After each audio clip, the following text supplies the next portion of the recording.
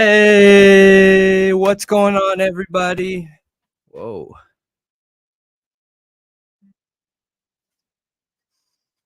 I can hear myself somewhere. I have like 57, 113 tabs open, so hang on. Not. Are you serious? I mean, yeah, between Safari and Google and Edge. What? That's editing. That's what happens. What's going on, everybody? Welcome, welcome, welcome. Yes, welcome. How's everybody doing tonight? Hey, Rumsey. Hey, Ian. Hey, Madison. Peace and love, Lynn. ZJ. 17. Yeah. Yeah, ZJ is always writing code to me, so we just like communicate back and forth with code. Oh, so it's something See, I don't get. Their picture says CIA because most people would see that and think, oh, that's funny. You know, they could never be CIA, but that's why you put it on there because, you know. Okay. And hey, Trish. Hey. J Ray, Ian, Madison, Trish, Peace Love, Rumsey, ZJ.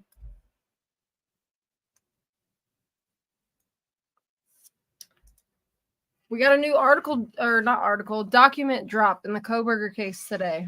All right. Have you seen it yet? No, I've been editing all day. I was just looking at it. Literally the entire day of editing. Again, day 3. We got to shorten our videos. Make sure we're up. Are we good? Yep, we're okay. Fine. Audio good? We're good. Good. All right. So I guess we will go through the normal things here. Welcome to the True Crime Talk Show presented by Thought Riot Podcast. My name is Brendan. And I am Malia. Yes. And we have a whole bunch of stuff to go through. I'm sure you guys have all seen the thumb, and a couple things got dropped today. We have Drip Drop's new video, which we'll talk lightly on. We wanted to reapproach what we talked on yesterday, just because I think I said it yesterday. I think we both said it yesterday going into the conversation that my head was spinning. I wasn't sure how I felt about it. And with such a huge deal like that, a lot of times I need time to process. I need time to figure out my opinion on those topics. And I didn't give myself that before the stream, before the talk show. So yeah, I figured we could touch on that again because I felt like I need to talk about it some more. And then we can go through the document. Do you know how long it is or anything? It's not super long. Okay. I mean, we can get directly into that first, just because I think a lot of people would want to. It's by Judge. It's a response. Oh, it's a response. Okay. Hang on here. So. And hey, Ann. Hey, Ann. Good to see you. Hold on.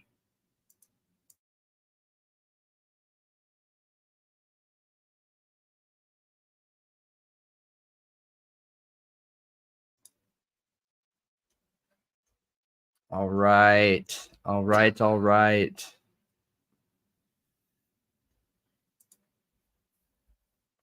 Idaho court doc persons of interest.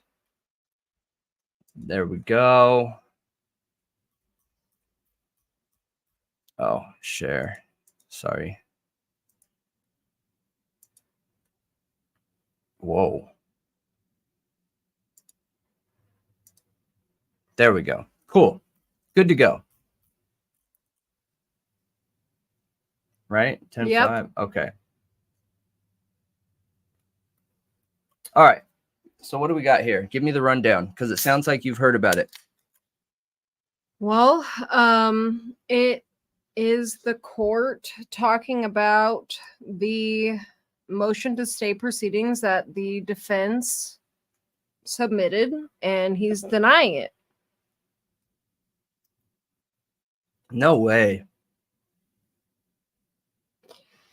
They also talk a little bit about the grand jury stuff, Okay. which I feel like is important when we're talking about the new article too, the Howard Blum article. Yeah. Because I am very curious if that is one of the things that were sealed in trying to dismiss the grand jury indictment from the defense. If that was one of the reasons, what was it, 27 reasons that they wanted to dismiss the grand jury indictment, is the fact, because it's supposed to be secret. Nobody, like, from the grand jury is supposed to be talking about what was said to them, any evidence, anything that happened in court. They're not supposed to talk about it. Yeah. And we don't know if it's true or not, but in that Howard Blum article, it says that Steve had 2 connections to the grand jury and got information from the grand jury. Yeah. So if that's true, was that one of the reasons Anne wanted it dismissed? So I had maybe, and I have a couple concerns with that. Okay, so one, I am blown away, and I didn't have enough time yesterday to chew on this yet, but I don't think Steve investigating, and I mean this in the best way possible, so nobody hate me. I am pro Steve. I believe that if I was in his position ever and I had a child that was left the earth in that way, I would be in handcuffs, honestly. Just knowing myself and how the situations I've been in, it would be so much worse for me. So I never mean any disrespect when I'm talking directly about Steve, but I doubt the investigator details in that story. And I don't feel like I leaned on that so much yesterday. It doesn't make me think any less of him as a person. But like, if this dude was going around literally interrogating people and coming aggressive at neighbors and things of that nature, I just feel like we would have heard about it. Okay. We've heard about multiple other family members that were doing their own sleuthing, but nobody ever heard about Steve, unless I'm wrong. You guys, you're wrong. What? I know he's known for coming out into media and openly talking, but that's it. No, they said from the beginning that they were doing their own investigation. I know that he had a private investigator, but that's it. I mean, I don't think his daughter was known for getting all this information. Yeah. So why was she being presented as such and not him? Because he was doing stuff like what was put in that article probably, and he didn't want to like put that out there. Would you? I would not. I don't think it would be up to him. He got threatened by the FBI. But what I'm saying is I think other people would have. So I just am wondering where reality stops and story picks up is what I'm getting at. And I don't mean it in an offensive way, but I'm curious where those lines start and end. You know what I mean? Yeah. Big questions, big questions around that.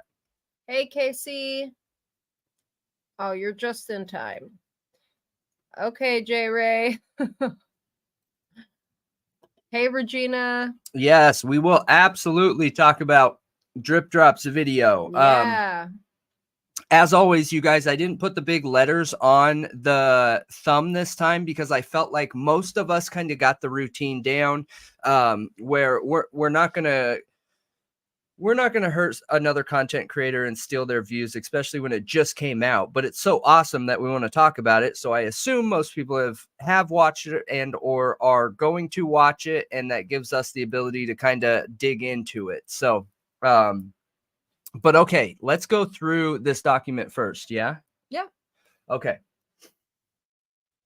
So, in the District Court of the Second Judicial District of the state of Idaho, in and for the county of Latah, glasses. Hey, Michael. Oh, wait. Wasn't I going to try to pull this up over here? You can try. You can try. I was going to do it when we weren't live in case something while you're reading, I'll try to see if it lets happens. me. All right.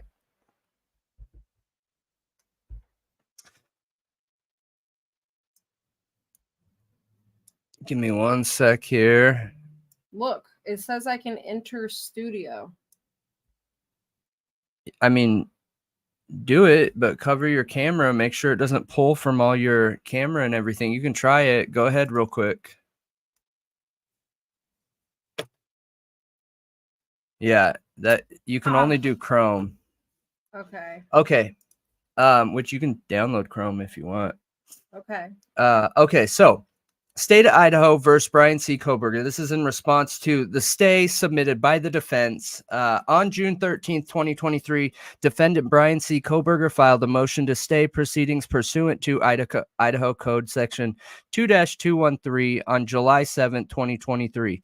This court issued an order staying time for speedy trial. In that order, the court denied Koberger's motion to stay proceedings, finding that it was premature. However, the court, with the agreement of Koberger and his counsel, stayed the running of the speedy trial clock for a period of 37 days to allow the defense team time to obtain and review the grand jury records to determine if they wanted to renew the motion to stay proceedings. On July 17th, 2023, the state filed the why is this? That's being weird. Okay. On July 17, 2023, the state filed a motion to reconsider order staying time for speedy trial. Koberger filed a second motion to stay proceedings pursuant to Idaho Code Section 2-213 on July 25, 2023. The basis for Koberger's motion to stay was that the court issued an order that required 45 potential jurors be brought in. The grand jury panel appearing for service numbered only 32. Koberger also alleged inconsistencies in the jury questionnaire forms and issues with two potential jurors answered questions on the form on August 11, 2023. Okay. The state filed an objection to the defendant's request. Only 32 of 45 jurors showed up? Yeah. Isn't that pretty significant? Does that matter? I want to know if that matters, like, and how much that matters, because that's a lot missing. Yeah. Man. That's 13 jurors that didn't show up. Yeah, I'm going to have to do a little bit of research on this. So I know enough about court and court proceedings to get by. However, grand jury, I do not know enough. So I'm not sure. I don't think the entire base pool stays from that. I think that 45 was the original base pool. But I could be wrong. Hey, Slayer, what's going on? Yeah, the DoorDash is the informant. Maybe, man. Maybe. And you think that's why? So I haven't heard anybody say this yet, but the DoorDash was brought up 2 or 3 different times on the specials that had been shown on TV. Okay. And I thought that was weird. Now, so I do think that there might be something to that. It's like saying it without saying, hey, this is the informant, right? But what's interesting, you guys, and man, I wish the videos that I'm editing right now were ready, and today we could be doing a premiere and a conversation about this, because there are so many gaps from the original statements around all of these people, and in the original statement around all of these people and what we're seeing now today.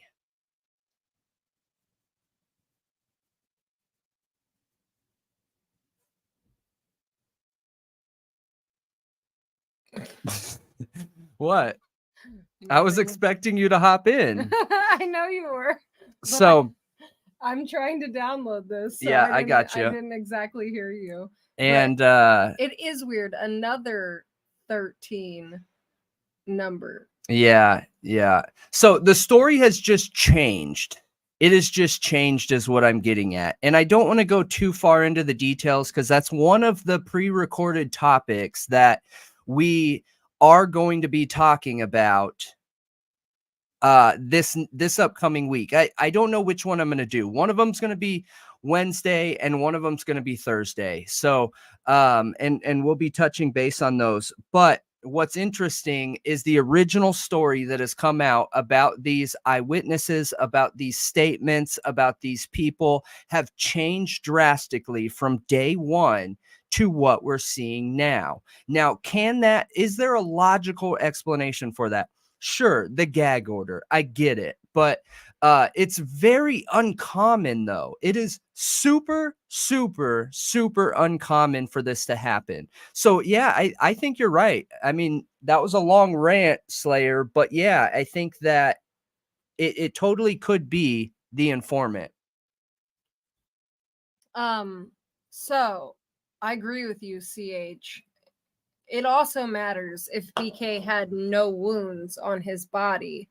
One thing I'm interested to know that I don't ever seen, I don't recall ever seeing this talked about, but did Koberger show up to like work and school and stuff in the like day or two after? Did he miss any work? Did he miss any school?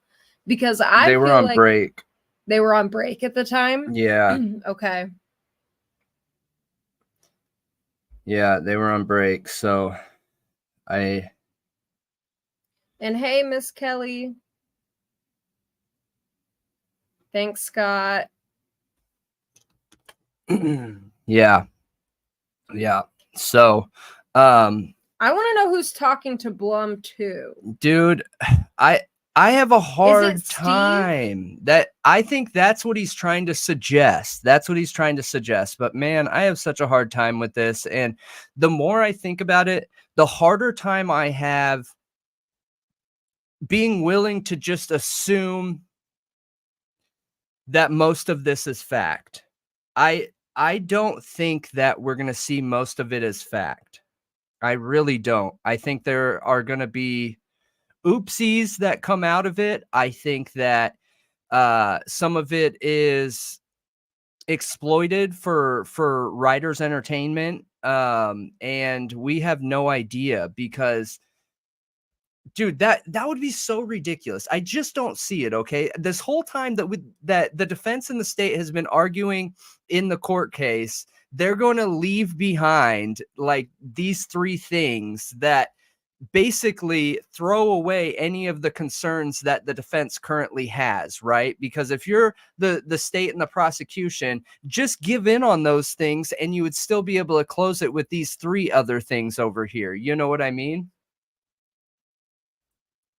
Yeah, I do know what you mean. And you know, after we finished going through this document, there was a Newsweek article that was just dropped.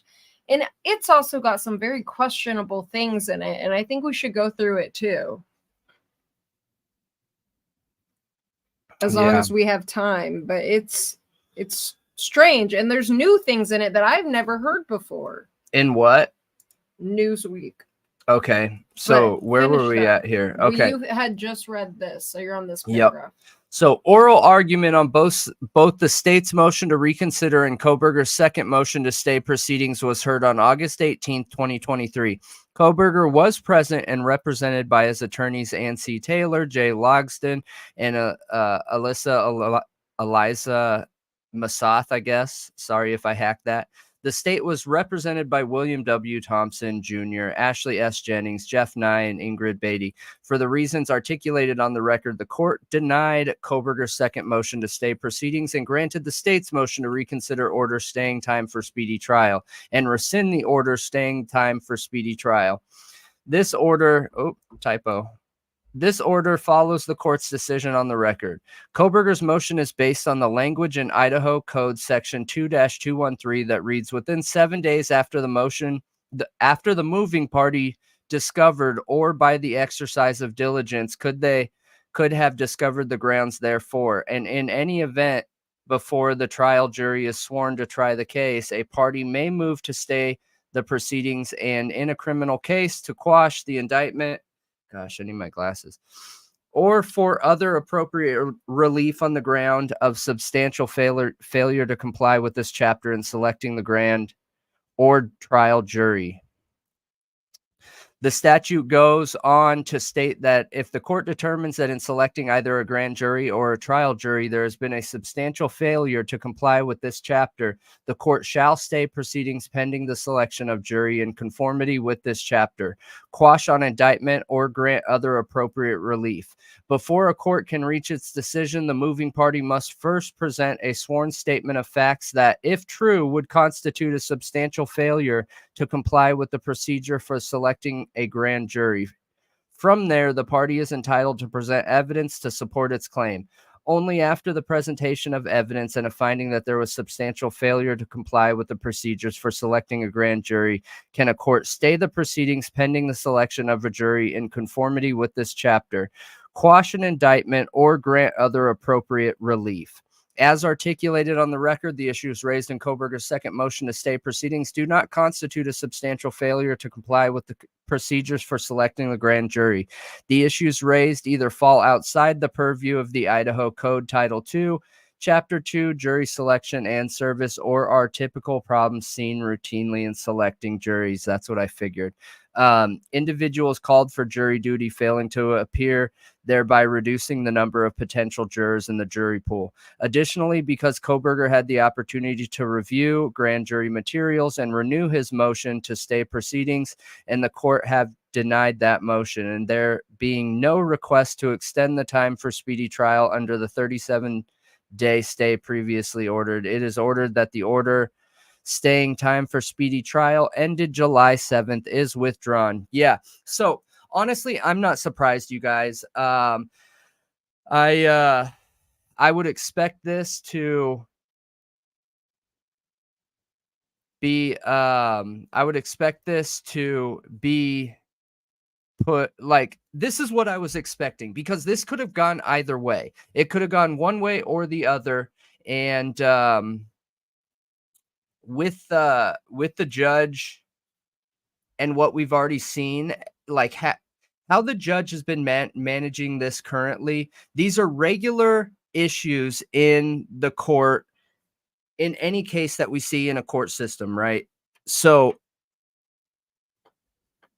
I feel like how the judge is judging this situation. Sorry, I'm trying to gather my words here while simultaneously thinking about the grand jury information or the grand jury evidence, and just how ridiculous that is with the supposed evidence that we saw around that article and what the grand jury evidence was supposedly led with. We're being told that the grand jury evidence is being led with the eyewitness statements, while there's supposedly like evidence of a knife and potential clothing that they're saying could be used for the crime, and that wasn't issued and used in the grand jury case. You know what I mean? No. You don't know what I mean? No. Based on what we read yesterday. Yeah. Yeah, it said that the grand jury convened and the state used the evidence of the eyewitnesses in the grand jury, not the receipt and the knife. That's what the article Purchase. said? That's what it said yesterday. Yes. Yes. So, all right, I had to get that off my chest before I continued on with talking about what I feel like the judge is doing. So I feel like everything the judge is doing is fair, honestly, in this situation. And it's exactly what I would expect to see in this. I mean, there are going to be issues with court. There's no way around it. You're you're calling together 45 people, 45 different lives, and 45 things going on. How many people do you personally or know around your friend group that have valid reasons to get out of a court case and or trial? Now, heighten that need or want to get out of this court case or trial because it is such a high profile case. It's going to be an even higher percentage of people wanting to drop out. So, like you pointed out, the difference of those 13 jurors, I'm saying that, in my opinion, I feel like that's pretty normal. Yeah, but at the same time, like if you don't have enough grand jury members, then how can you continue the proceeding? How little's That too little? so that's what I was saying earlier about not understanding that specifically. I don't know where that line is drawn. That is not something that I know in the state of Idaho that says, hey, if we have 10 or more jury members drop out, does this get pushed to another date? You know what I mean? Do we need to go for a second attempt in this? I don't know. That, not being a lawyer myself, I'm just not 100% sure on that, but I absolutely will look into it and try and figure it out. I'm not sure. What do you guys think?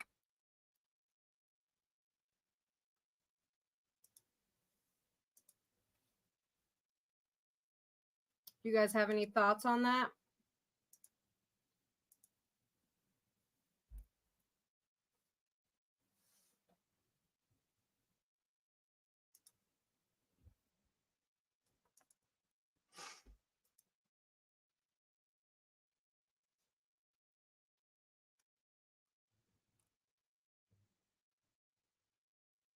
Here, take this just for 1 sec. What? Just to give an explanation. I don't want to touch the mic. I always unplug it. Yeah, I didn't unplug it though, so hang on. Hey, Kay. The last line, nunc pro tunc, is used retroactively to correct an earlier ruling. Hello, Riddler. Hello, Allie. We're talking about the Howard Blum article that was released talking about, it talked a lot about Kaylee. It talked about Steve's investigation early on in the Idaho4 case and said a lot of kind of shocking things. That Steve made Jack DeCour strip to check. I mean, he didn't literally strip. It sounds like he lifted up his shirt, rolled up his sleeves and everything to make sure he didn't have any wounds on his body. That Jack DeCour was, given a lie detector test and had to do a swab for DNA.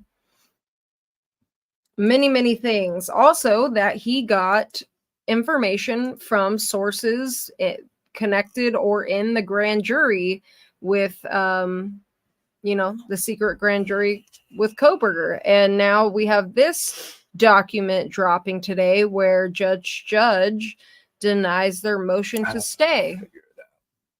I'll figure it out later.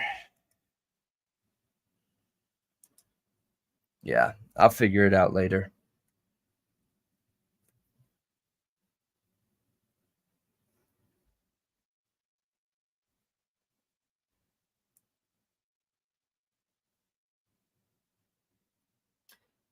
Here, Rumsey. I made the observation, depending on where you stand about Koberger guilt or innocence of the case, has a direct correlation of how you view the judge's decisions made in this case. Yeah, it definitely can. And awesome, maybe, Allie. Yeah, I think so, maybe. But what do you mean by that? Are you saying that, people that believe 100%? So there's a bunch of people out there, right, that need people to need Brian Koberger to be innocent. And I think those people are going to intentionally look for things that help expand on that idea of his innocence. You know what I mean? So Yeah. when you're looking at the judge's decisions, I guess I can see it in that regard. Yeah. Allie, so it says that 40, how many was it? It was 45, right? It's that part. Is it, I can't highlight. It wasn't highlighting right, was it? What? Allie was just asking about the numbers. She joined a little late. She wanted to know what we were talking about with the numbers on the grand jury, how many missed, how many didn't show up. Yes, it was 13, I believe. But and Ashley, I go through Proton VPN.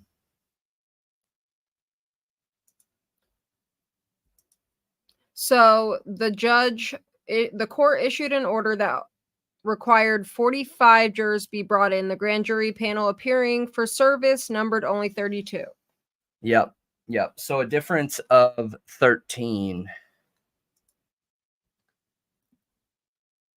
Yeah, I definitely see a lot of confirmation bias in this case. And, you know, I think everybody can be guilty of it sometimes, but I do try to not do that. So, okay, now I see the other half of your comment, Ashley, and that's probably something that like we'd want to talk offline about, because it's not something you just want to go on there. So like if the dark web's an awesome place if you're a true crime junkie, you know, because there's a lot of stuff that gets posted on there that's not on the white web or the gray web. And but it's also sketchy. Like you really need to know what you're doing, and I would not just suggest going on there. For a couple different reasons: getting pulled into stuff that you never want to be pulled into, having your computer open to things that you didn't realize could be open to. It's not as simple as downloading a VPN, because you're going to have to use an onion router, which is a completely different connection altogether. And you need to make sure that that onion router is backed up correctly with a floating VPN, so that you're always bouncing all over the world, which it heightens what the onion router already does, because that's what the onion router already does. So if just shoot us an email, Malia will put our email out there, and I'll give you the rundown, or I'll send you some videos so that you can do it. Anyone can do it. No one should be afraid of the dark web, but you got to know how to do it safe, right? You got to know exactly what you're doing when you go on there, because that's where the top of the top are. You know what I mean? You're going to encounter people that really know what they're doing on the dark web, and not everyone's a white hat hacker, you know? Yep, the white web, Ashley. That's what we're on right now. Yeah. There's levels to it, that's for sure. Yeah, here, let me see if I can give an example. An example?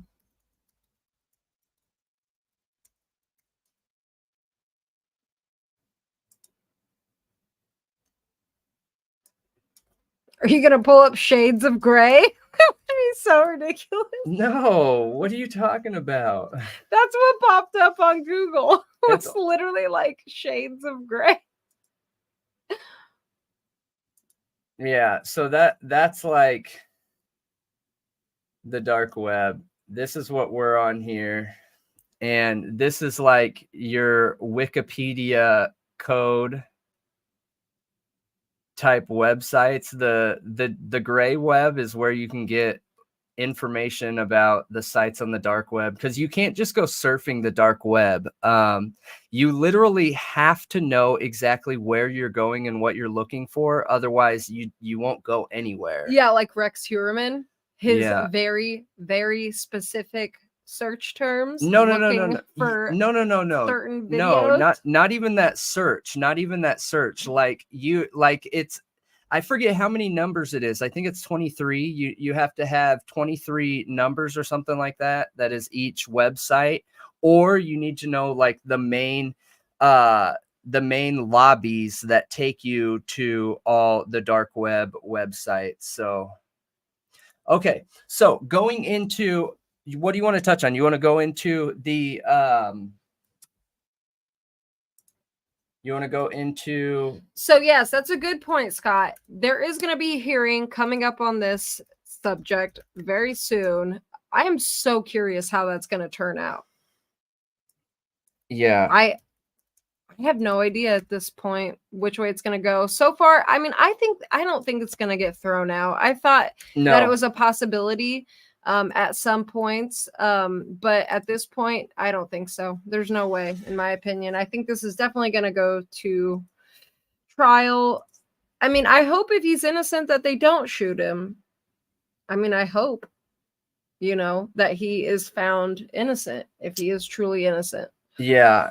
Yep. Absolutely. Yes, you're right. There are directories. Yep. So I agree. I think that it could go to trial, but I'm not positive. We have no idea, you guys. I think that for whatever reason, it's part of the reason why I'm questioning the evidence coming from a writer in the way that it is too, right? Because look, we've been under the assumption this whole time that there is no good evidence on the Kohberger case. Something to remember, something to consider, and something to look at to put the bias in check when you're reading that article is, what evidence does that article give us?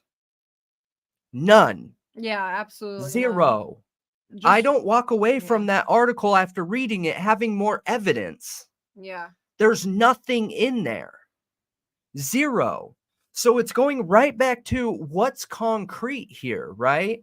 Because who cares what someone's opinion is? Who cares what someone is saying? We're either going to know what the concrete evidence is or we're not.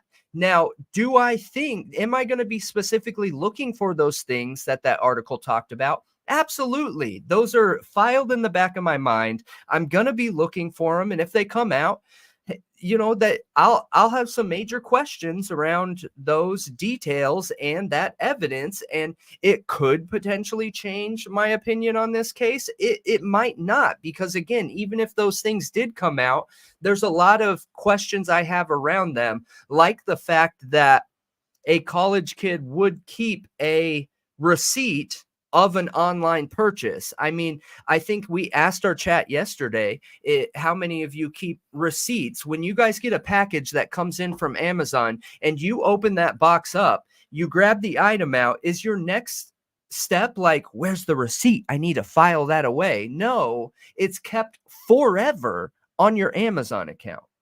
Right. So that idea that they found a paper copy receipt of something purchased online, I'm a little bit surprised at that. Agree.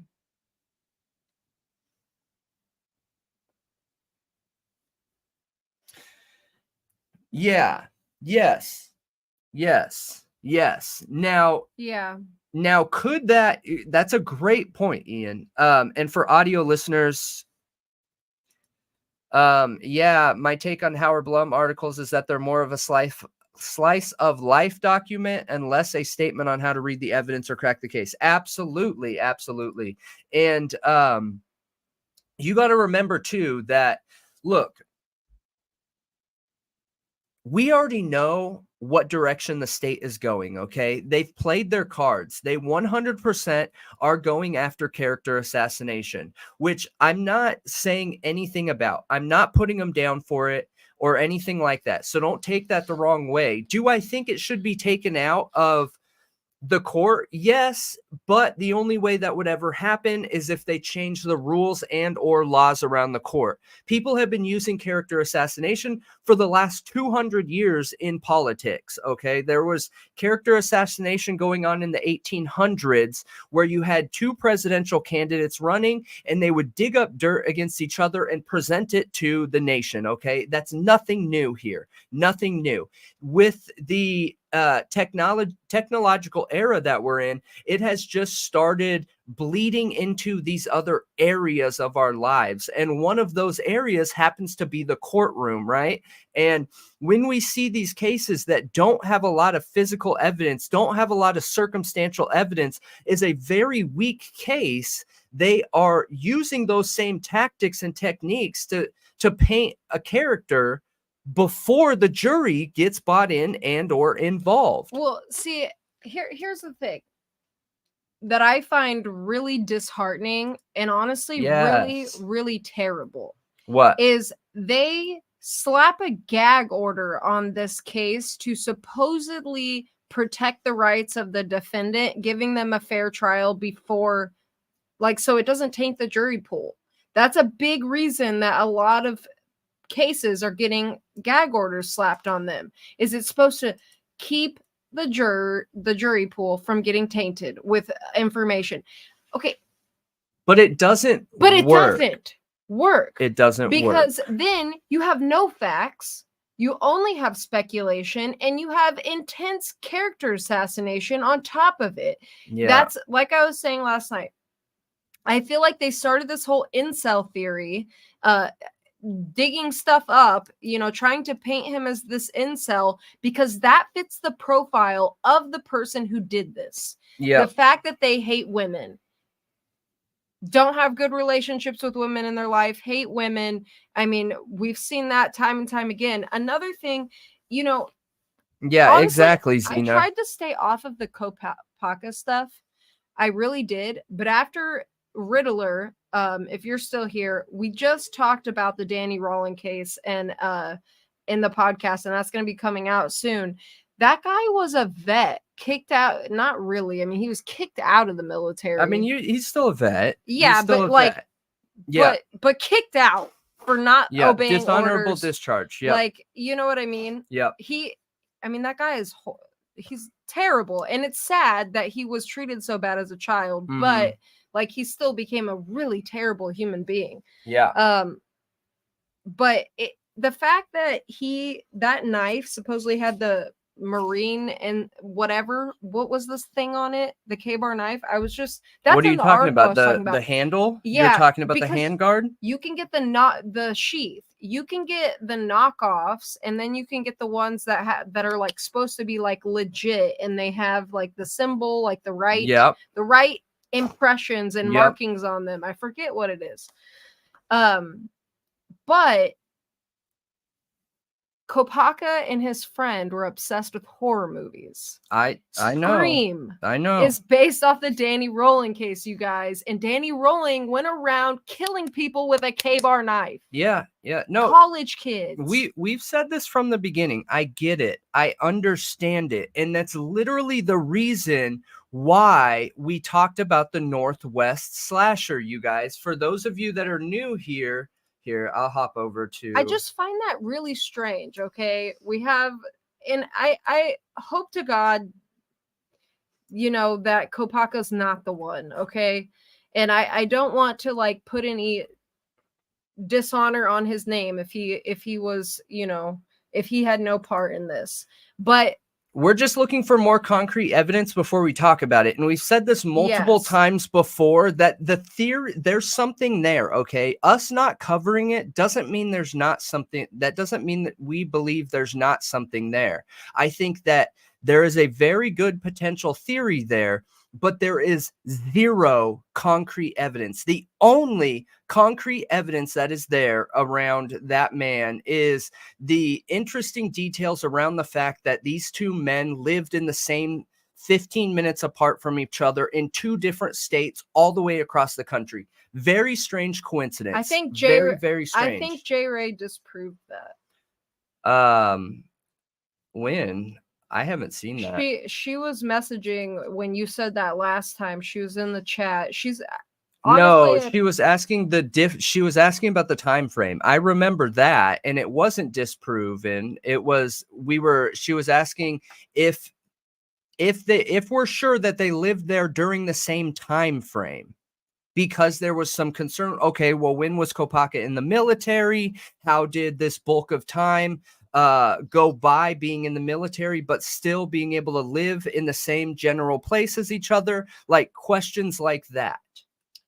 But it definitely hasn't been proven that it's not true. He 100% moved from Illinois to Pennsylvania, from Pennsylvania to one other location, and then Washington or Idaho, or Washington. I'll let J. Rice speak for herself, because I thought she said something that actually made me question if that was true. But Ian, that's a good point. Based on what Kopaka was going through, I have a hard time believing he would have been so tidy and left so little evidence. He seemed like a complete shell of himself by that point. Maybe, but also he's a trained killer. And if he had help, then it would be a lot easier to leave less evidence. And also, we're not searching Kopaka's cars. Yeah. Like, we're not hunting his apartment for DNA evidence. Like, he hasn't been looked into. So how do we know he was that tidy? Yeah.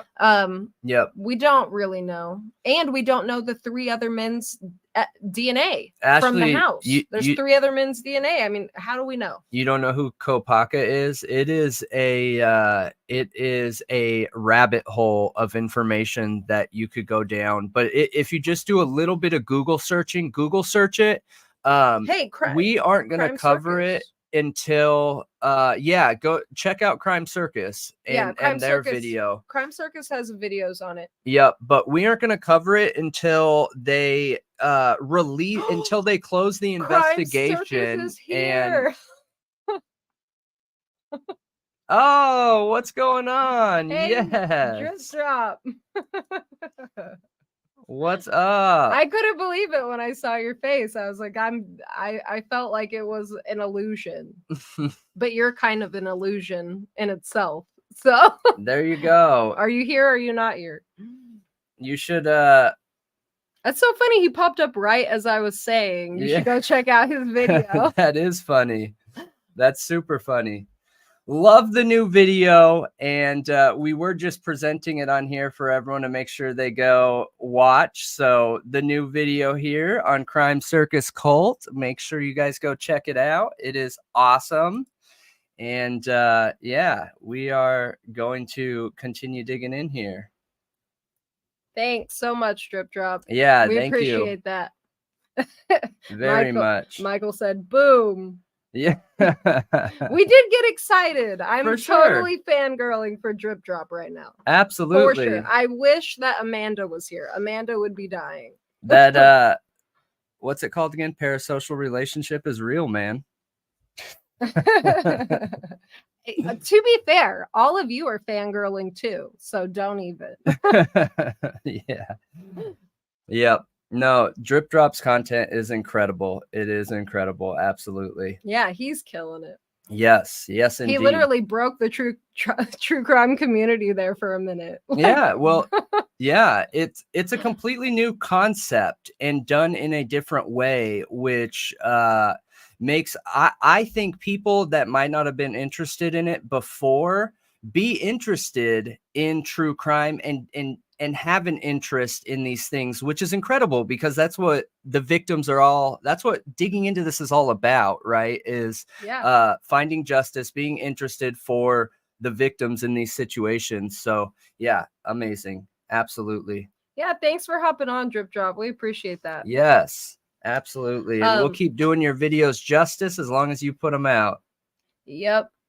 But back to what I was saying is I just find the correlations between Danny Rolling and like the Kopaka theory really, really strange, extremely strange. And to know that this man was obsessed with horror movies and like his friend was, and that this was a thing that they liked together. And it was his birthday, his friend's birthday. I know. And the fact that it was Scream and It specifically, and that's based off of a serial killer who was obsessed with Ted Bundy and went around killing college kids with a K-bar knife specifically. I know. We said that in the video, and it blows my mind.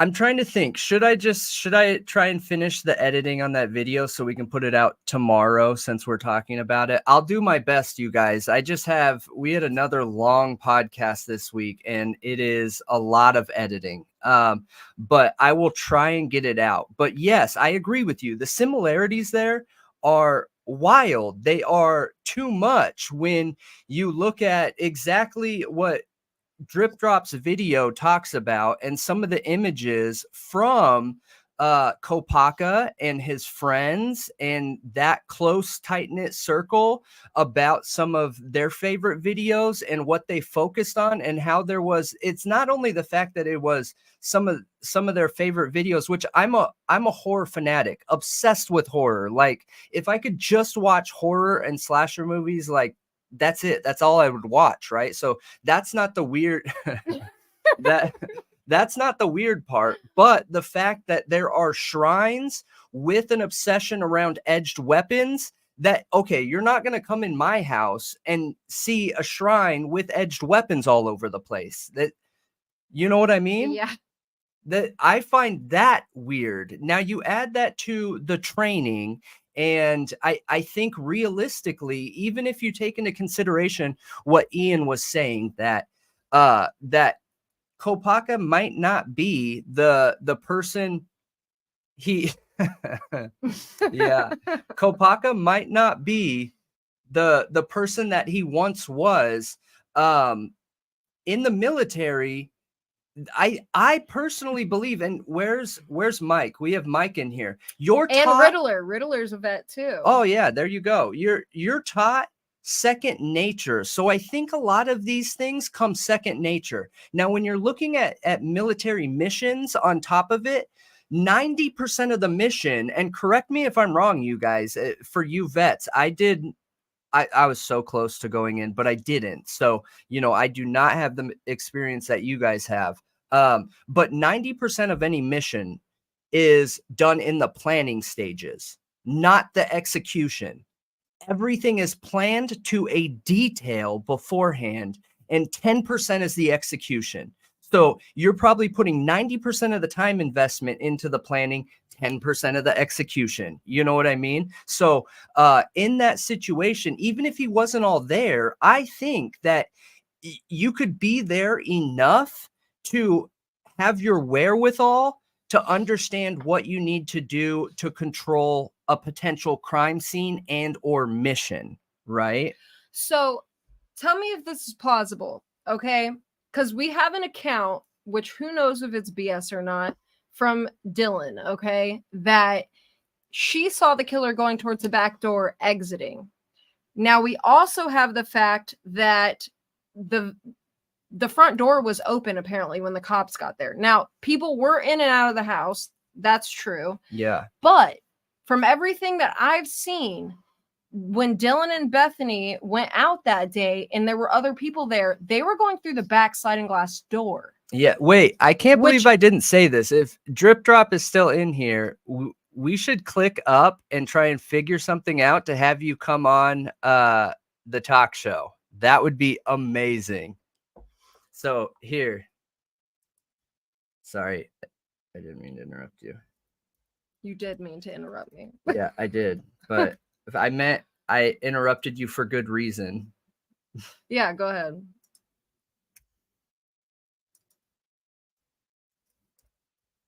He said, boom. Yes. That would be super cool. It would be incredible. Incredible. But do you think it's plausible that like a team that's tactical, like would this be a strategy at all that they would go out two separate doors, and that's why she didn't see two assailants? Yes. And that's why Bethany, if that account is even true, that she saw somebody walking out of the door and out like to the parking lot. Yes. So one went out through the sliding glass door, one went out the other way, like, or the window. We also have Drip Drop's theory with the window and the blood on the roof.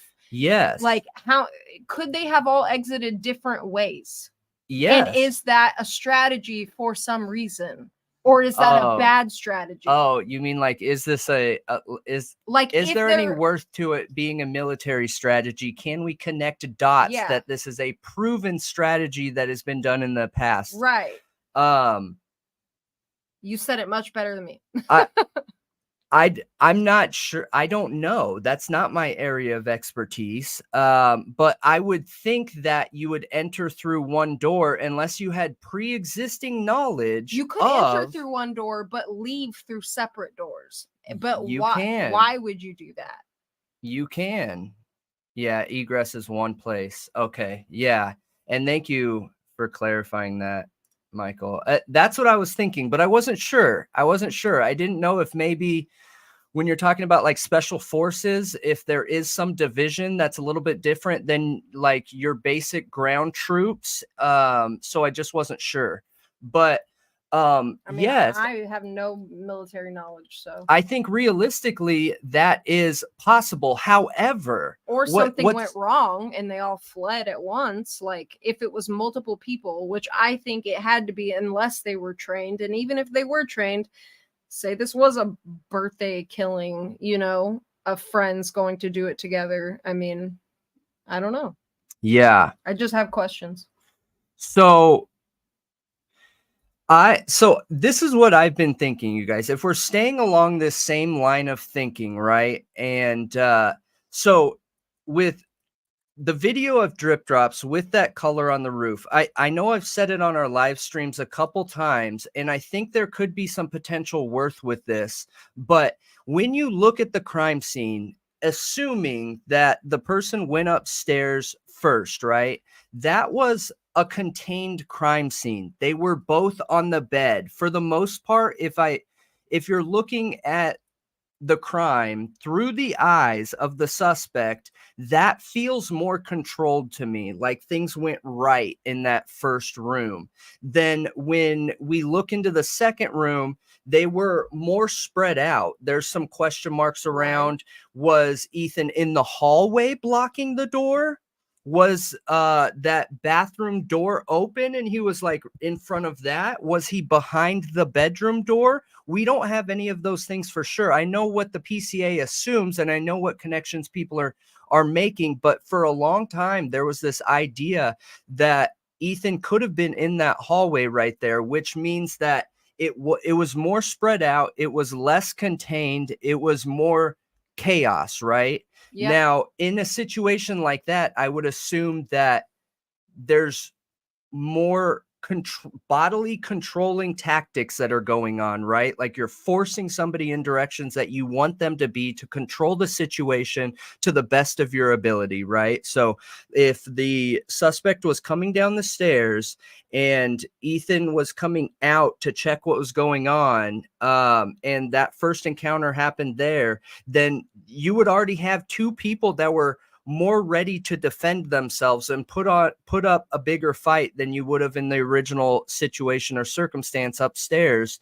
So I think that it would have been more messy. Okay. Now, where I was going from the original statement I made before that rant was that discoloration on the roof. I still think it's a possible theory, you guys, that while in the room, in Xana's room, clothes were removed and they were thrown out there. I don't think a person went out there. I think that clothes could have been thrown out there. Okay.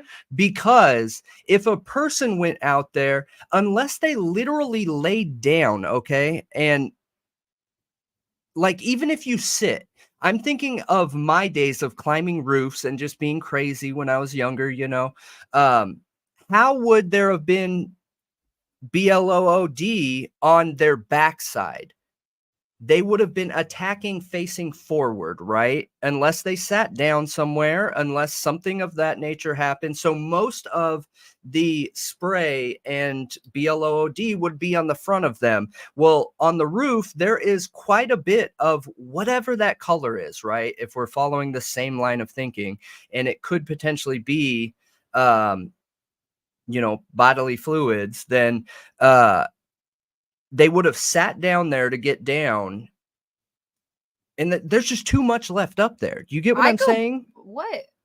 I mean, they'd either jump off or they would. Don't you normally go belly first and slide? No way. No, That's how I would do it. I'd either jump off or I would turn around like a freaking toddler. Okay, I get what you're saying. You know what I mean? And use my arms to hold myself up and like lower my legs down. So it would be my stomach touching the roof. Especially if I'm climbing down a ladder. You go down a ladder face first, like. So I don't think that they would have. I don't think they would have gone out that way. I don't either. I think that if they were gonna leave, they would have just jumped off of there. Right. Yeah. Just straight up jumped off of it. And that's a good point. I think there would be other evidence probably around the window too. So the only way it would have changed is if it was blocked. The exit was blocked. Yeah. Yeah. That's what I was basically saying. Something could have gone wrong, and that's like maybe people scattered. I don't know. But with that article, okay, with the Howard Blum article, whatever you want to call it, I guess it's an article. The texting throughout it. Yeah. We've heard that multiple times. Yeah. Yep. Yeah. I just have so many question marks. I know everybody does. Yeah. Everybody does. Everyone has a ton of question marks, and one. That's not frozen shock. What? No, it's not frozen shock. It's not frozen shock. That should just be like literally thrown out. We looked up what frozen shock is, and frozen shock is initiated or engaged by adrenaline, and once that adrenaline comes down, then you're no longer in fight, flight, or freeze anymore. So I agree. Now, what about in the article, the Howard Blum or Bloom article that says Dylan left her room, literally exited a room? Yeah. So that's interesting, right? Because that completely contradicts the cracked window. Peeking. Yeah. I immediately go back to Crime Circus's video, though, you guys, where he had the like edit of her eye peeking through the door. I know. It cracks me up. It's a horrible thing. Like, it's supposed to be the crime scene, but it was totally making me laugh. Yeah. So 8 minutes on roller skates. Or he's like, all of this is in 8 minutes. I know the time is something I have a major issue with, because I feel like we can't have it both ways. I feel like there is no way somebody got in and out of that house and knifed 4 people down, and 2 of them fought back and got no evidence in their car or their apartment or dripping out on the ground, like going places outside. That's my biggest concern. Like, there is no evidence. There's no evidence trail leading away from this home or anywhere else, and it supposedly happened in 8 minutes. Yeah. That's my biggest concern too. That's my biggest concern too, is that time frame. And the only other thing that I can come up with, guys, is let's assume they were scared. Okay, so let's change the example to an honest mistake on their part. What could be it? Okay, could Dylan have been the one that had walked out of her room? All right. And Bethany is down in her room. Dylan is in her room. They realize there's somebody in the house. They hear the screaming. They hear the crime. They hear the issues. And they go and they hide in a closet. And what made me think of that is in the Blum article, it says, as the suspect went room to room. How do we know they weren't literally hiding, not willing to come out and check?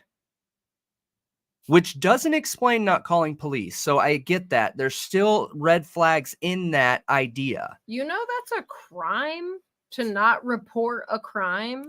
I get it, but what the situation I'm talking about right now is about self-preservation. I get it. Not about them doing something shady. Okay. Right? So but 8 hours. I get that's I understand that. And that my next question would have then been, how long could the possible suspect have been in there to make sure that there was no evidence, right? Well, okay. Could one mistake in this case change everything? Could just changing the timeline change everything in this case? If somebody said, you know what, we screwed up, throw away 8 minutes. 8 minutes doesn't matter anymore. It's now we believe that this was done within an hour. Okay, so not only did they hear the crime happening, which if that audio's real, that crime could have happened in 10 minutes. I think realistically it could have happened in 10 minutes. But where I have the issue with in that 10 minutes is leaving a lack of evidence behind. So did that crime happen? Bethany and Dylan literally hid in a closet, like got in a corner, grabbed their phone and hid in a closet. Yeah. And they were texting each other like, I'm too scared to go out there. We don't trust local police because of whatever. And, you know, we've seen some of those weird details around police. Like, I'm not saying there's involvement in the case, but was there enough distrust as a woman to say, look, we're two women and this is a really scary situation. And you know what I mean? I'm just trying to come up with alternate theories that put them in a positive light. Could this be a positive? Could this not be a criminal act? You know what I mean? Is this explainable? I think there are factors that could make it explainable, but I don't know what those could be. I've rattled my brain for them and I've thought about it. Like, I've tried to put myself in that situation. And Ian, I think you're right, honestly, that if they were hiding from the killer, it probably would have come out as an explanation. They gave us the explanation of a frozen shock phase and then tried to make us think that that would be possible for 8 hours while they're texting each other. Yes. So who came out with that though? And forgive me, you guys. The police. Okay. So the police were the first ones who said that. She was in a frozen shock like phase or whatever. Did the police come up with that theory? I don't know who came up with it. Okay. But I know that that was said. I'm pretty sure by Fry. I'll have to find where he says it. But yeah, I'm pretty positive it was him. Yeah. Yeah. Okay. So now going into that is what I would be doing right there is I would be, because I'm super paranoid. And if I hear something, I'm constantly talking myself out of it. I'm like, okay, I swear I just heard someone breaking into my house, but it's okay. You're just insane. You're paranoid. And then I go check and it's never anybody breaking in. And that's what I would have totally been doing the whole time. I would have been like, bro, no way. Look. No way. It depends on what you heard. Yeah, that there would have been enough sound there. I think so too. Know for sure that there would not be any way that you could talk yourself out of it. These were horrible, heinous there's crimes. Also the narrative that it was quiet that night. That has been going around in the media forever. Are you kidding me? That's the narrative. You cannot get harmed in that way without having a gag in your mouth and not have it be loud. What? I mean, I did hear somebody saying that if this killer knew anatomy and they stabbed in the lungs immediately or like your literal throat, that, or even the eye, I think they said that it could prevent you. Like if you were asleep and they did that immediately, you could not be able to scream. So I was thinking, well, if they were really smart, then they would do it to both really fast to make sure both couldn't scream. But I don't know who thinks through that. Yeah, and honestly, I mean, I guess you could also go for the neck, and it would be in the same way, right? If there was a And puncture through I think it's the absolutely ridiculous. I've seen it in the media that they've said it was quiet that night. From their own witness account, she heard crying. yeah. So she could hear crying, but not people being stabbed. Because I feel like crying's a lot quieter than somebody being violently ended. Yeah. Yeah, Yeah, right, right. Blum is a writer of salacious tales. Yeah, and see, that's what I'm gathering is Yeah, not necessarily that it's all fake, but that it needs to be taken with a grain of salt, okay? yeah. And there's a couple reasons and a couple pieces of evidence that I feel like prove that. And one of them, well, I guess it's not evidence because we don't have any confirmation that the grand jury was only focused on the testimony of the two witnesses. But if the grand jury was only focused on the testimony of the two witnesses or the statement made of the two witnesses, then there's just no way they would focus on that if there was a receipt for the murder weapon, potential matchable murder weapon, and Dickie's bodysuit. No, I don't know. I don't think so. I just don't think so. I All feel right. like that would have been in the PCA. It depends on when they found it, I guess, but I'm pretty sure they found that. Well, no, because that was found at his apartment, so it would have been found after the PCA came out and after his arrest. Yeah. Yep. Yep. So actually, we may not have heard about it. Yeah. So going into Yeah, if I was under the influence at all, I totally would have second guessed myself. I know I would have. And yeah, I think so too, Michael. I really do. yeah, I agree with you, Mike. I agree with you. The only difference is thank you, CH, for citing that.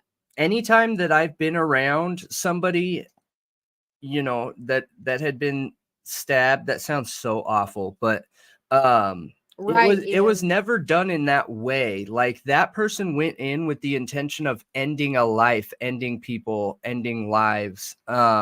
So I think in the way and weapon that they were using is much different than like when you see people carrying a pocket knife on the street that get into a fight and somebody gets stabbed.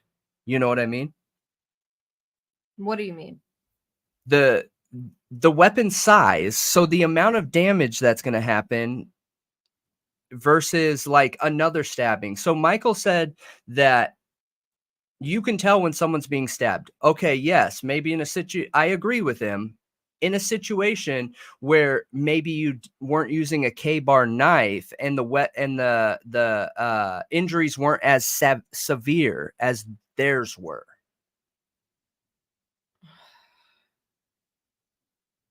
I don't know. It was 4 people, and we know that they heard something. So I feel like, Yeah. my whole theory, I feel like I've changed a little bit because I think there is more evidence for Ethan being in the bed and Xana being on the floor. Like that's literally what it says in the PCA. I mean, they don't say where Ethan was, but it's been pretty much reasonably concluded he was there, but it's still open. Like it's still open because we don't have confirmation. But I think what I have questions for is I feel like it can go one of two ways. Either Ethan and Xana heard something and they came out to check, okay? And that's how they confronted the killer, and the killer was never there for all of them or just anybody to kill, but was specifically there for one of the girls upstairs, and they were victim of circumstance. Or The killer went in there and Xana wasn't in the room. And the reason that Dylan heard Xana crying, if her witness statement's even true, because I have questions about that, she went in there after and saw him dead and was crying. Okay.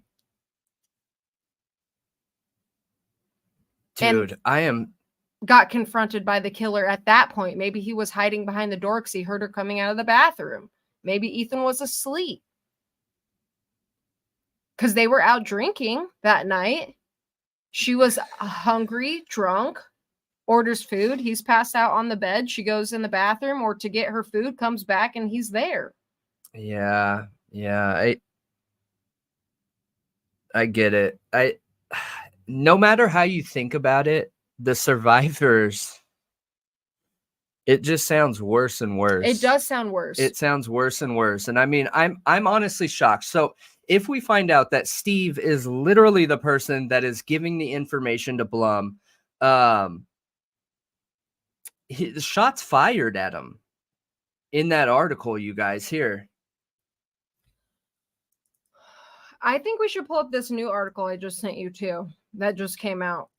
Because I feel like we're in a very similar boat with it that we are in the Howard Blum article. Real quick, because we need to talk about Drip Drop's video too, because I think one of the things that is important when we're talking about the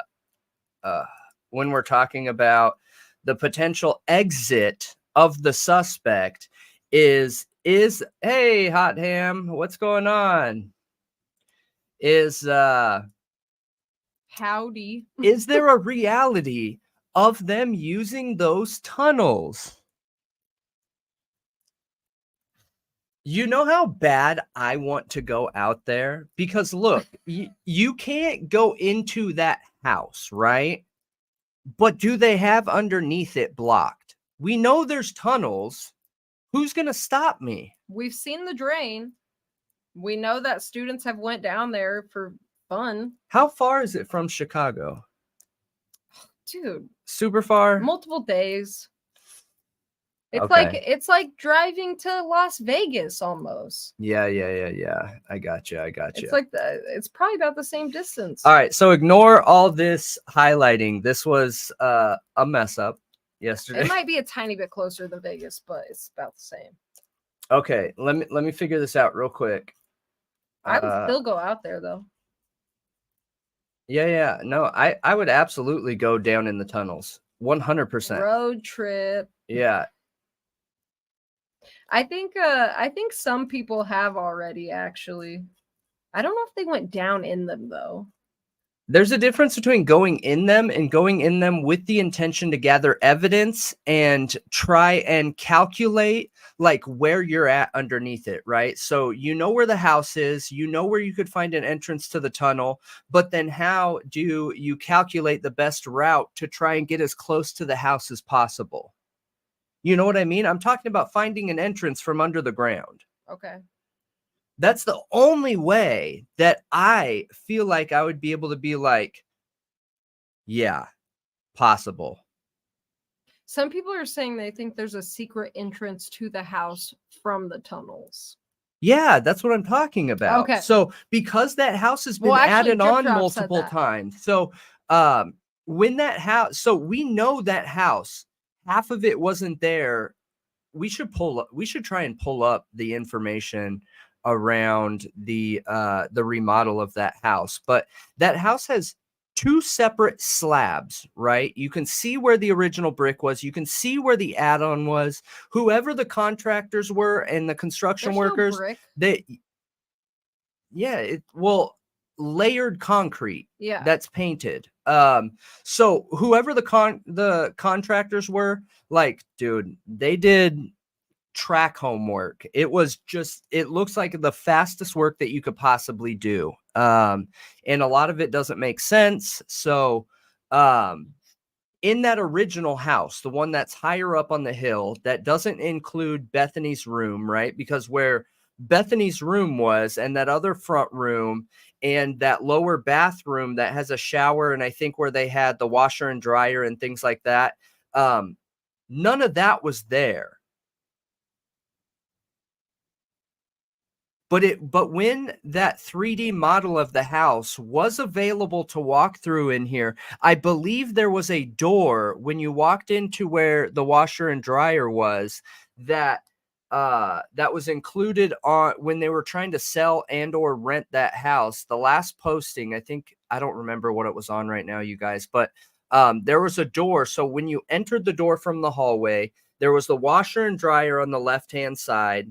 And then when you turned right, I'm pretty sure there was the furnace, right? Or the hot water heater. I'm sorry, the hot water heater. And then there was a door right behind that that looks like it would go under the ground. Oh. So is there a basement area in that original house that door is a secondary access point to? You know what I mean? Yeah, what was that squeak? That was this. It was the camera. Oh my gosh, it freaked me out. I thought there was a mouse. No. Okay, so because Drip Drop's video, the pointing out those mounds is a huge deal, because when it comes to building a house, that dirt was moved there for a reason. That's not the normal landscape. And I need to look at the retaining walls. I'm pretty sure that they have 3 retaining walls around that house. Amanda's in the chat. Hey, Amanda, I was psyched. I freaked out for a minute when I saw Crime Circus. And Crime Circus said only one way to find out. Yes. Going down there? Yes. I want to. I'm telling you, I want to. The Cowboys are sketchy, man. That's one of the sketchiest things I've seen in all of this. Agreed. Yeah. I know that the Cowboys were a good find. So multiple people have reached out and said that that one of them has a tattoo on their neck. I haven't been able to confirm that, but that's even more example of why I personally believe if they are law enforcement, they got to be Rangers. Or not Rangers, Marshals. Marshals. Sorry. I was like, what ADHD moment. Ignore that. Marshals. I'm sorry, Marshals. Okay, so where were the shots fired here?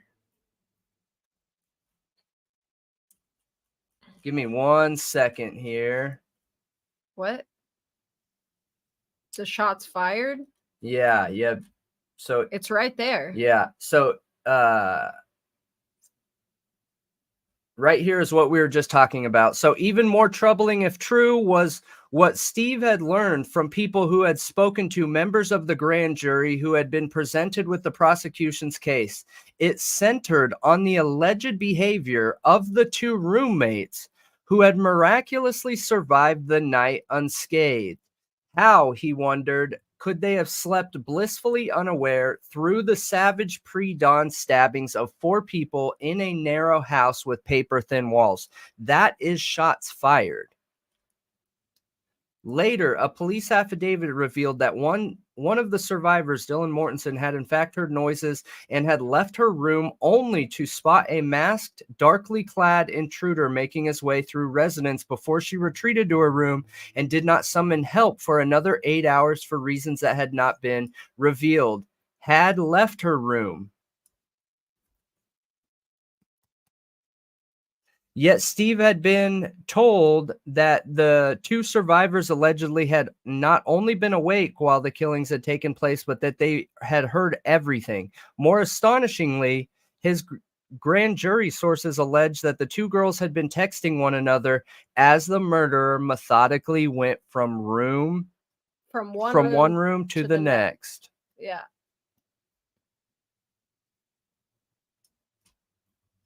The possibility that 2 people had a sense of the horror while it occurred and had not acted, calling neither friends nor 911, left Steve floored.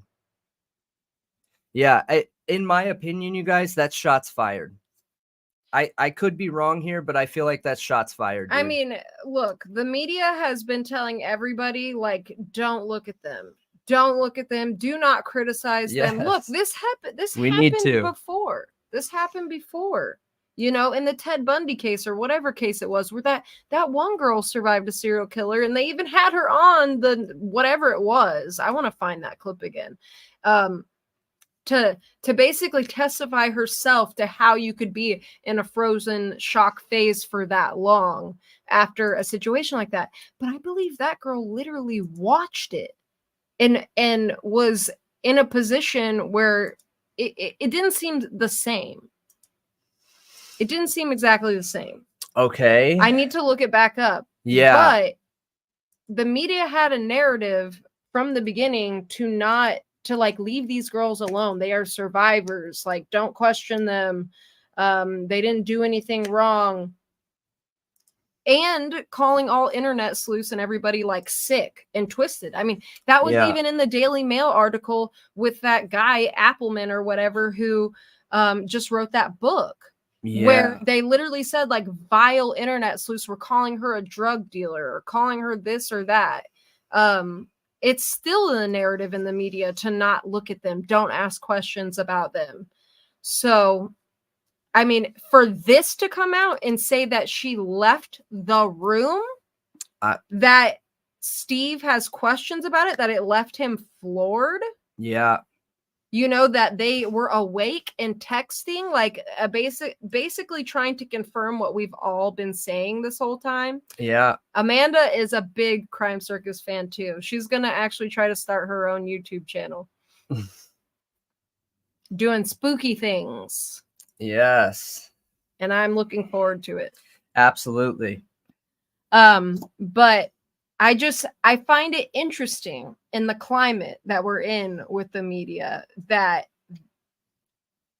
Howard Blum would put this out and put Steve's name on it. Yeah, I mean, me too. Me too. You know what I mean? Yeah. Almost like he's using him as a source. I agree. I want to know, did he speak with Steve? Does it say anywhere in this that I spoke with Steve? That's what we were asking last night, that we mentioned last night. So because I didn't read that anywhere. I could have missed it, I guess, but I didn't read that. Is this character assassination that has just been elevated in intelligence? You know what I mean? Do you get what I'm saying? No, I missed the first part of your statement. This further character assassination, which has just been elevated in their approach in intelligence level? Okay. You know what I mean? Yeah. So they're taking somebody that is a writer that gains their career from writing stories or crime or whatever, and put out some theory-based, non-factual but factual enough evidence pointing Kohberger as guilty. Because the reason why I'm asking is, okay, so if you're part of this court case, assume there is a meter that the general public is rated with, right? And you have, when this court case first started, the prosecution did an exceptional job by painting him as an awful person. The character assassination was top level stuff. It was incredible. And I've said it from the beginning that they did an amazing job by character assassinating him. Like, incredible, right? And now the rest of the population is starting to question the details that they said was a slam dunk case. But when you compare it to cases like Idaho4, it's not a slam dunk. It's nowhere close. There's nothing even relatively close to the reliability of the evidence that you have in Idaho4. So that meter is going from the general public and population believing that Kohberger is guilty and slowly coming back over to more people are questioning, more people have concerns. It's now we see more people are unsure of his guilt. So the character assassination then needs to find another way to continue this narrative, right? Because people are questioning the incel stuff. They've seen enough evidence where we can look at that and say, I don't know about that. That doesn't sound so obvious. That doesn't make a lot of sense. There are no or there are no firsthand accounts of people coming out. There's only tips saying this happened. So they've got to find another approach, right? Yeah, I And see could what you're this be the saying. next approach? It could be. It very well could be. But thank you for saying that, Riddler, because I didn't want to speak on something that I couldn't remember. But yes, I believe you're right.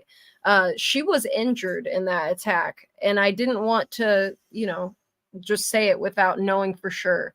But Yeah, it's totally different. Like, she literally shock is was different. attacked. Yes, And that's different. Dylan was not. Yeah. She suffered no injury whatsoever. So I feel like it's just very, very different. And for her to come on and act like it's the same, like, maybe I'm not going to give her a hard time or judge her. She had something incredibly traumatic happen to her. So maybe she was just, felt a kindredness. You know what I mean? Like someone who went through something like this. But I see it as totally different. It's absolutely different. I mean, have any of you guys ever had a head injury? That alone, if you've had a serious head injury before, it's different. It's different. Was she clubbed in the head hard enough that she was knocked out? Part of her jaw was hanging off on one side. There you go. Like, that is not frozen shock phase. No, it's not at all. That you can't even call it frozen shock phase. No. That is so dumb. That is what you call oh wait, what is it called? When the head injury? A concussion. A concussion. That's it. That's it. Yes. Oh, they might kind of get a free pass, Amanda. Investigative journalists. Look, I'm not putting him down. I'm not either. That my problem isn't even really what he wrote. It's there's nothing in there to back it up. And I think you're questioning if there's evidence. There's a narrative behind it, like trying to sway public perception. Like, it kind of goes into tin hat, to be honest. Like, are they preparing people? It's a tin hat topic. Are they preparing people for this to happen, kind of thing? Like, yeah, no. I think it's a tin hat topic, but like we say all the time, that doesn't make it not a valid topic or thing to talk about. There's just certain topics out there which most people view as a tin hat topic, and we love those topics. You know what I mean? We'll go head first into them. But in this situation, we've seen it realistically true that the character assassination is real with not a lot of evidence behind it. So real. Yeah. Ridiculously real. From a lot of anonymous tips. We also see it in the Delphi case now. Oh, yeah. And the video that we're editing right now, I think that's a good video on another possible suspect. So in the Delphi case, it's good, man. I think it's really good. I don't know how, like, I really like the Murder Sheet podcast, but I don't know how they wrote him off. Ron Logan. I don't know how they wrote him off. And Rumsey is the one who got me thinking about it more, because Rumsey sent me something in Discord, and I was like, man, I have heard wild, dude. A ton. Michael. What? Michael has TBI from an IED. Oh, man. That's wild. Well, I'm glad you're here talking with us. Yeah. My friend. That is seriously gnarly stuff. Yeah, I have is it 5 plates? 5 plates in my face, in my head. I wonder if people even believe you sometimes when you say that, because when you first told me that, I was like, where? You can literally feel the screw. I'm not sticking my finger in your mouth to feel the screw. You can if you want. But yeah, I have 5 plates in my face holding my face together. And it's the reason why I have some teeth that are like fused to the bone, because they had to rebuild my face literally through my mouth. So like all the bone was all squished, and they had to pull my lip up and like work through my mouth and rebuild my nose, man. So I got, yeah, I bet this is an out of context clip. Oh, for sure. my gosh. But Dude, the out of context clip that Ian posted in Discord last night, it was super I funny. was Yeah, dying. it was Ian, hilarious. that was too good. It was hilarious. That was way too good. It was. If you guys haven't checked them out, he posts them to Discord. I think it's in the, is it general?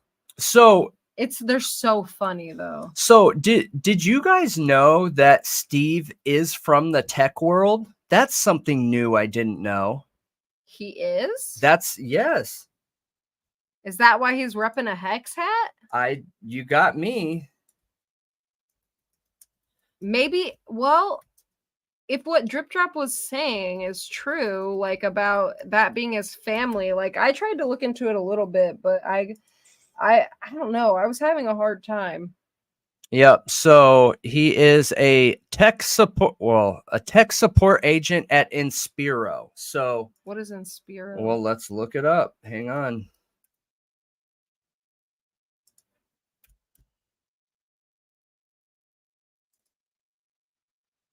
The review on Google said this place just screws people. That was one of the top. Look, this place screws people over. This company has no respect for their employees. The reviews are terrible. This is Wisconsin, so I don't think this is it. Hang on. Let me see locations.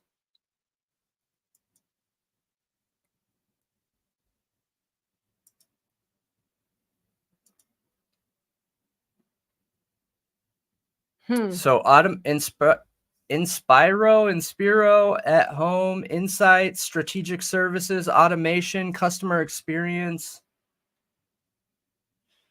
media entertainment, telecommunications. What do they have in telecommunications? Craft responsive and personalized service to attract and retain customers. What? Are you reading this on a mobile device with an internet connection? Huh? Left voice traffic way behind. Mobile payments, the telecom sector is staying. Huh. Yeah, What's his job title again? I mean, you can work at an online company from anywhere. Tech support agent, if this is correct. That doesn't sound very high up. Technical support agent. That sounds like a lower level job, unless I'm just dumb. What was that? I mean, if this is a tech industry, if this is a completely tech company and they're a tech support agent, then I'm assuming that you got to have some kind of tech background. You've got to. Right, yeah.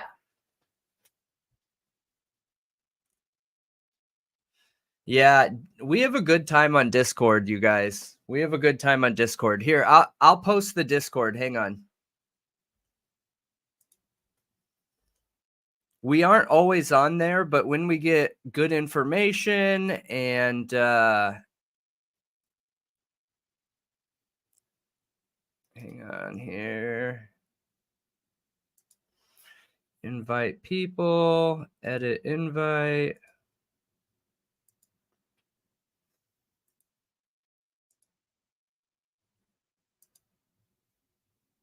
All right, here we go. We are the most on Discord and Patreon. So hang on, I'll post this too. And I'm really bad about this.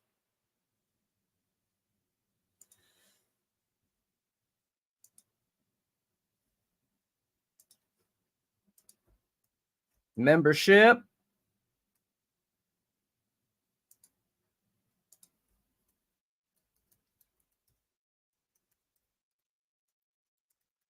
And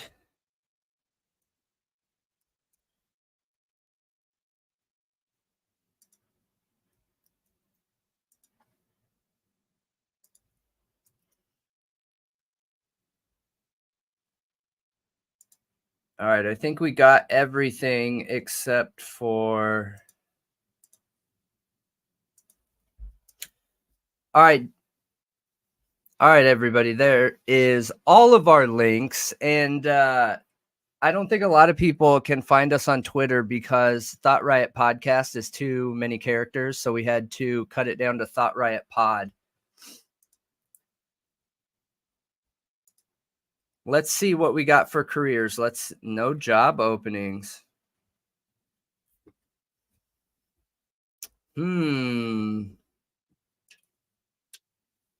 That's interesting.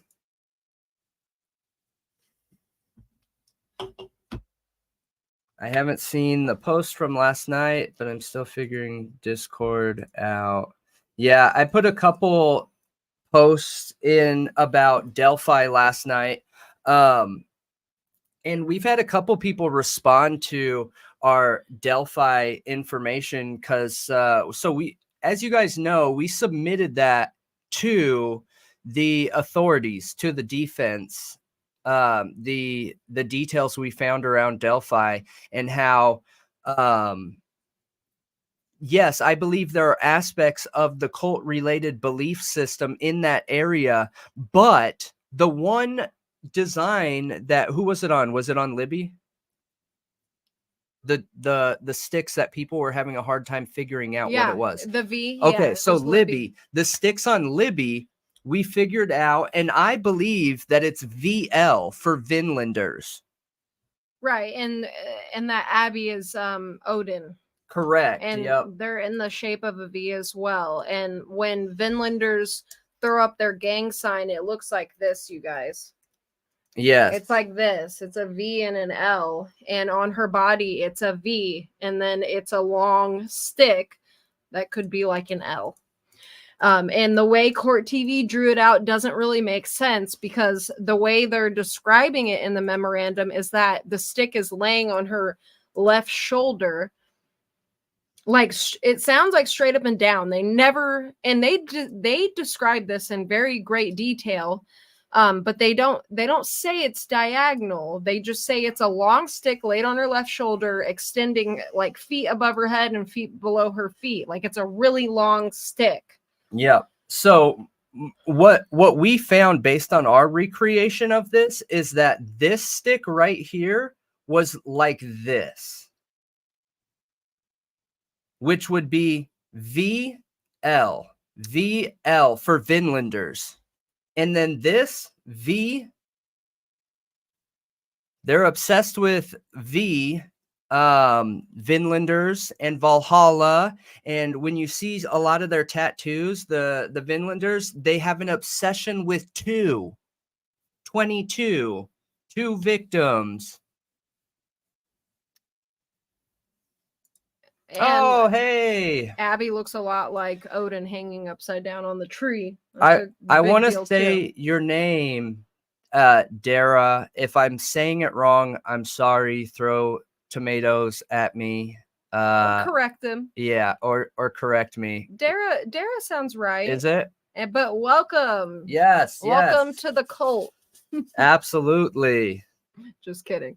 The Riot. Welcome to the Riot. Yes. So the Thought Riot. You know, another fact I find interesting is that Libby's touching the tree.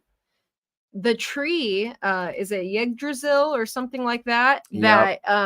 That Odin hung from is very important in the mythology. So I find it really interesting that her hand is extending, touching a tree that has an alleged painted F, which can also symbolize Odin, you guys. Yep. Her touching the tree is V's. Look at that right there. Oh, man. Oh, yeah, the cult of Malia. Hang on.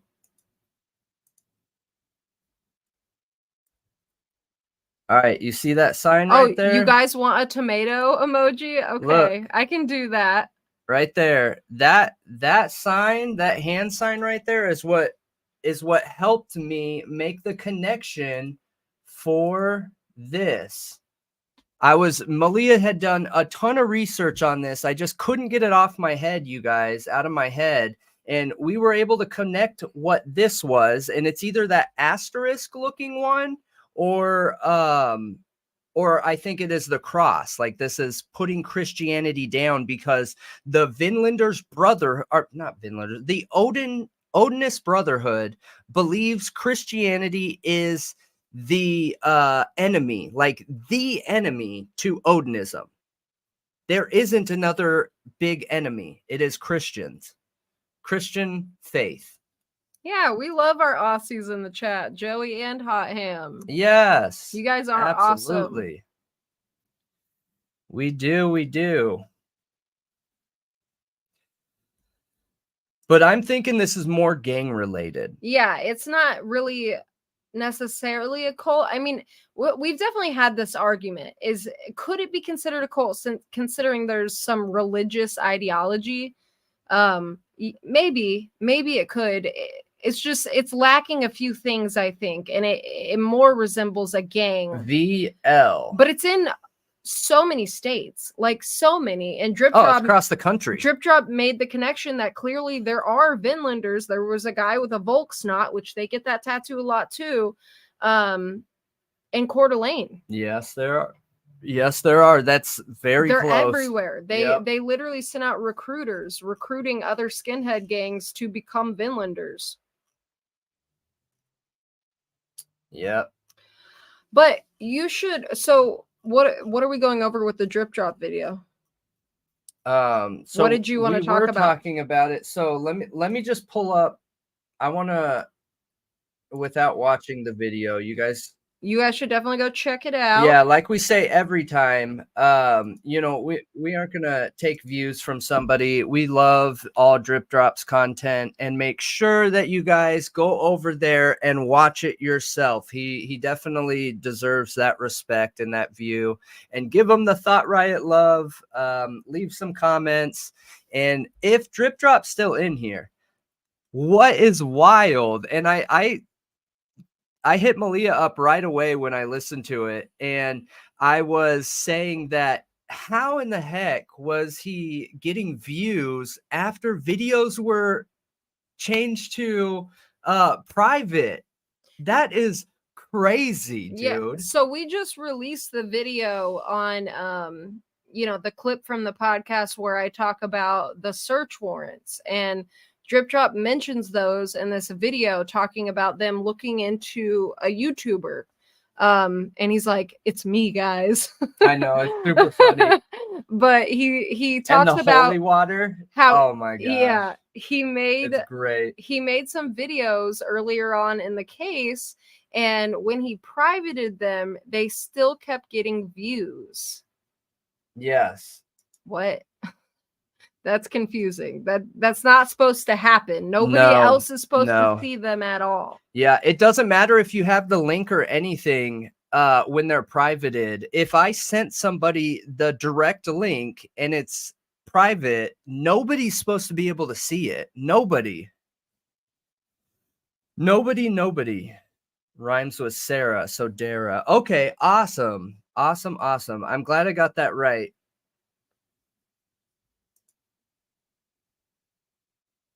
Yes, we do, for sure.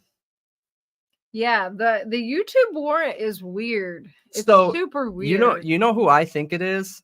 If Drip Drop wants it to be him, I hope it's Drip Drop then. But if he doesn't, who I think it is I think it's T-Rev with the call in, and I think they're gonna find out it was BS. Yes. You know what's funny is I didn't even realize that until you told me, because I haven't really watched T-Rev. This is not shots fired. So if T-Rev watches this is not shots fired. We support all creators, okay? But this is what it sounds like to me, that somebody's talking with one nostril. Oh gosh. Which automatically makes me feel like it's fake. It's fake. So T-Rev had somebody call in early on in the case claiming to be Koberger. And that like brought so much attention to his channel. I had no idea about this until Brendan told me about it, actually. But he thinks it's somebody faking to be Koberger, which obviously, like, duh. Did anybody really believe it was him? Yeah. Like, I guess early on in the case, I could see if somebody called in, then, you know, like, I guess you could be like questioning it. Like, I'm not faulting T-Rev there. Like, if he didn't know right away. Yeah, that's how it's spelled, Amanda. It's Trev. Yeah. Isn't it wild, the governor video in Drip Drop's video too? Huh? The governor video in Drip Drop's video? It's strange, you guys. It is strange. It is so strange. I haven't verified this, but so I'm taking Drip Drop at his word here, right? Here, hold on. Yes, I think people are confused. Yes, J Ray, that's right. You guys haven't seen that? A lot of people are saying they have no idea what we're talking about. Oh my gosh, you guys haven't seen that? See, Hot Ham doesn't know either. Oh, Amanda doesn't know. Oh no. A lot of people don't know. Oh man, you guys. When is that from, Brendan? Like, what is the date on that video? I'll here, hold on. I'll get the link for you guys. Hang on. I know I sent it in here. Hey, Lana. Hey, welcome. How are you doing? Appreciate it. It's so funny. Drip Drop was just in here. Now Lana. Yeah, we all got to support each other, man. Yeah. That's what I think the true crime community should be about, you know, is helping each other out. There's like hundreds of billions of views on YouTube, you know. There's definitely I sense a little everyone. bit of change in Lana's tone in her lives lately, What do where you I mean? feel like she's like not giving a F. She's like, I am calling this out because I'm tired of it. Yeah. It's amazing. I actually really like it, Lana. So you are totally writing right now. Yeah. You're in the spirit, and you've been dropping some bombs. I really liked your past few lives. Yes. Yeah, Hot Ham, it totally is.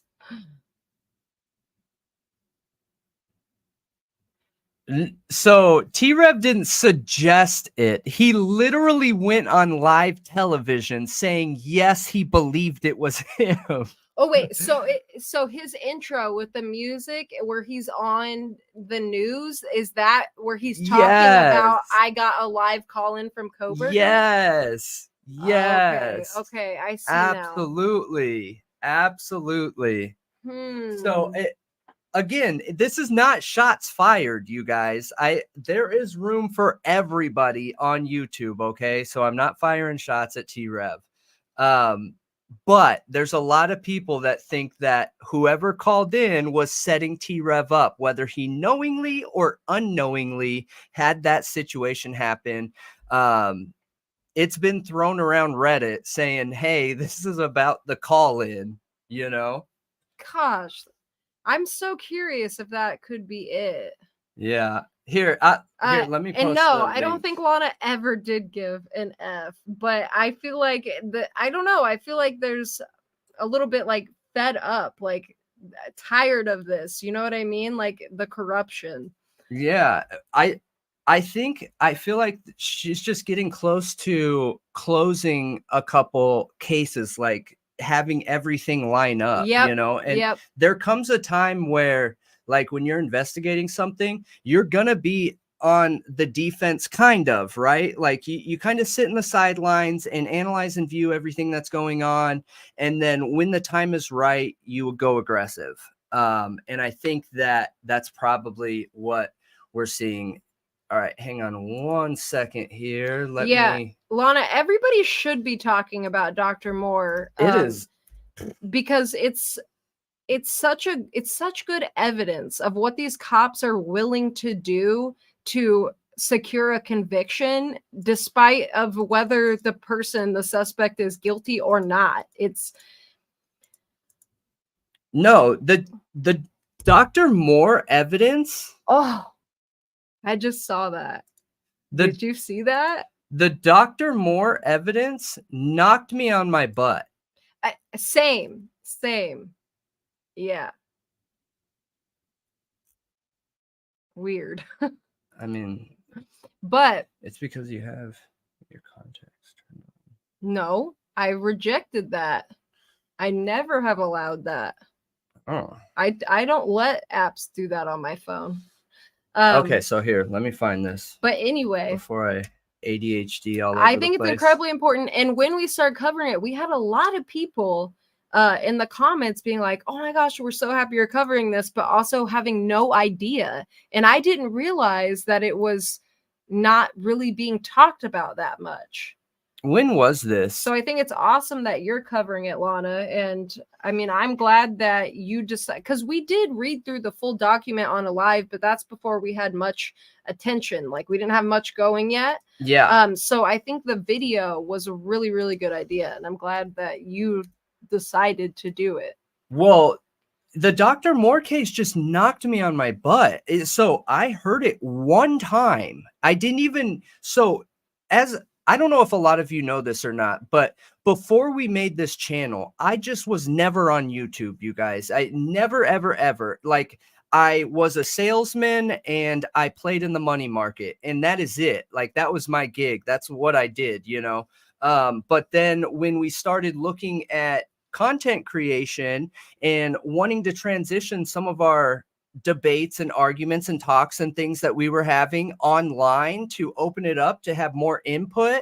One of the first videos that I saw when we started transitioning into true crime only was a Dr. Moore video, and I was blown away. And it sent me down a rabbit hole because I was like, there's no way this is real. That can't be real. Someone has to be trolling here, making this up. And I hadn't found TNT yet. I haven't found your channel yet, Lana, at this point. And I just went digging, and it made me lose my mind, man, because it is so absurd. It should never be able to happen. No, and he has to win it. He has to. The fact, it also blows my mind that after he was exonerated, they doubled down. They doubled down. They tripled down and stalked him and tried to ruin his life. Like that. It's wild. The one coming up on a year, I know. Yeah. It's insane. And what's even more insane to me is being the manager of one of these men and allowing them to take part in one of the biggest national, if not world, cases with the most eyes on it ever. I don't understand it. There's something that I advocate for really hard, and Malia feels the same way, that when a cop is going through an investigation, any investigation, it doesn't matter if it's super severe. It doesn't matter if it's like, you know, a bad joke made. Like, if a cop is going through any investigation, they should not have a badge. They should not be in the field. They should not have a gun. They should not be in a position of power. They should be sent home with pay because they are too much of a risk and a liability, man. Pending investigation. Absolutely. Yeah. Absolutely. For sure. So I just can't believe that they were then put on this case. Yeah. Agreed. That's what I'm saying. I just don't get it. No, me either. I don't get it either. It makes no sense. Exactly, and it's the same guys. Exactly. Yeah. Yeah, they double down and intimidate. Yeah, it blows my mind though. It's just disgusting, to be honest. Absolutely is. It absolutely is. It makes me super sad, honestly. Yeah. You know, Lana has been talking about in her lives that it wasn't true that Kohberger was applying for the internship that fall. No way. Yeah, that he did it like spring, like way before, like that they're straight up lying in the PCA. and she has proof with emails. I don't doubt it. You need to watch that live because Yeah, I do it's need to. pretty solid proof in my opinion. I do need to. Absolutely. I know, because you've been talking about it multiple times because it was such a good live. But yeah. And the fact that they did the same exact thing in the Dr. Moore case with him driving around in circles as they're doing in the Kohberger case. Yeah, there you go. You're having a bunch of breakthroughs. That's what you must be picking up, is just the excitement of the breakthroughs in those cases, which is incredible. Yeah, absolutely I can incredible. feel it. I could feel it. Yes, yes, absolutely. So, that's really awesome, though, Lana. It is, and congrats on that. That is amazing. She's been working hard. She's been out here grinding for a while now. Yeah, absolutely. So what do you think about the jacket? We've talked about this briefly on Crime Circus's video. What do you think about the jacket?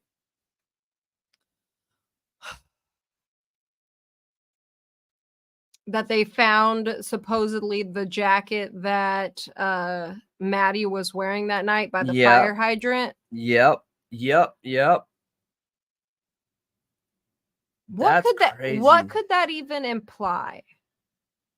What could that imply?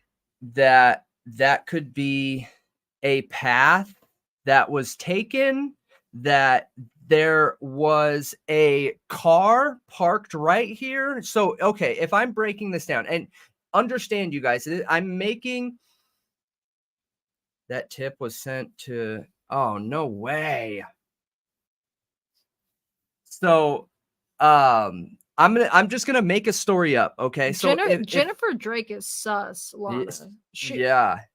I feel like there's got to be some involvement on her part, if I'm being honest. Yeah, so I hope not. So this is what I would assume, okay? Just from my experience and background, you never want to park at the house. So I think the first time I ever heard that, Kohberger could potentially be parking at the house brought question marks. I was already raising red flags because you don't go and park at a house. You just don't do it, right? Unless you're in a stolen car. I guess that's a little bit different. But this is a perfect walkway from the house. So if you were going in there to commit a crime and you either park here in your car to get in, or you have somebody pick you up and you have bodily fluids on you, you needed to get it off and you need to grab something so you're not a naked person walking down the road. Okay. But you don't want this with you, right? You don't want this with you, so you take it off and you throw it down. But it should have been checked for DNA, for touch DNA then. Yeah, you know that's what I mean? kind of insane that they would find that there and not check it for anything. But I also find it insane that a total of only 113 pieces of evidence were collected from the beginning. Like, I don't know. That seems like a low number to me. Oh, absolutely it is.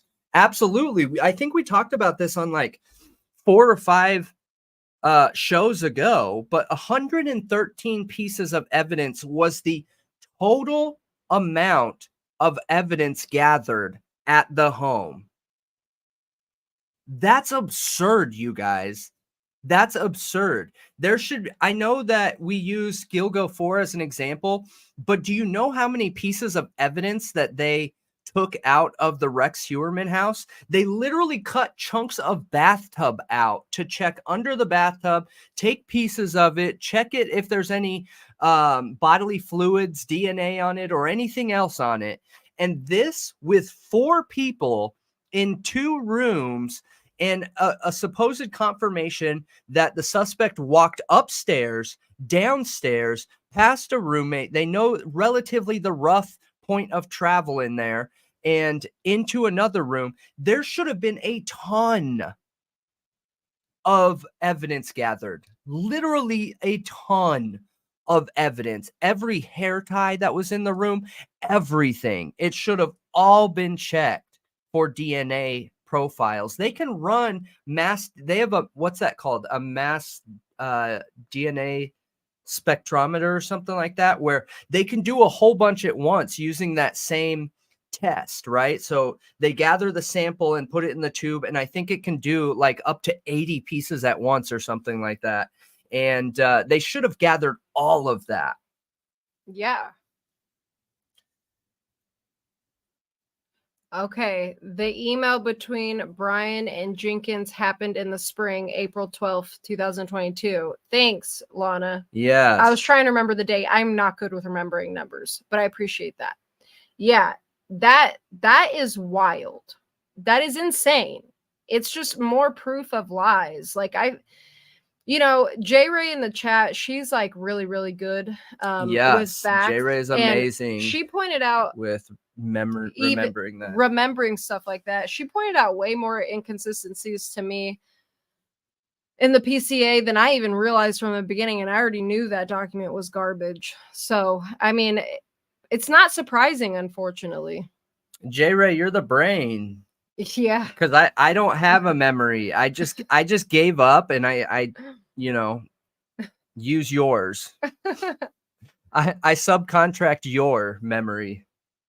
Yeah, it just makes me wonder what's going on. What is going on in this area? Yeah, it's just a lack of experience, man. That's what I think it is. And I think that there are a lot of cases out there they are so high profile, and they have, in this situation, such a lack of experience that one or two major mess ups can screw up the entire case, and I use that example from before where, that theory of like, split timelines or alternate realities or whatever, where time can split and create like other timelines or whatever. I use that example as a case where every time a mistake is made, there's a split, and we get further and further from the truth from that original mistake, because every piece of evidence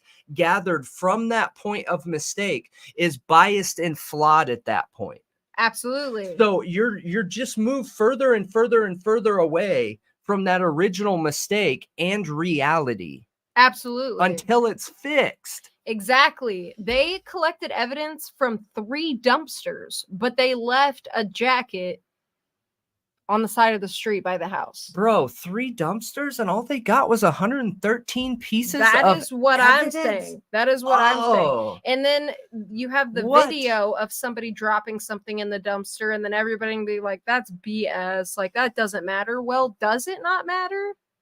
I mean, does it not matter? The fact that you can clearly see a car back up to the dumpster, roll down their window, an arm go out of it like somebody's throwing something into the dumpster, and then within 30 minutes somebody comes up with a flashlight and picks something out of the dumpster. I mean, that doesn't feel like BS to me. Yeah, Amanda, I'm gonna have to look into that. That's really interesting. And to be honest, it kind of wait, I know what case you're talking about. Actually, I do know what you're talking about. I've looked into that one before. It's been a long time. It's been a while. What do you think was going through these guys' heads? What do you think they were saying?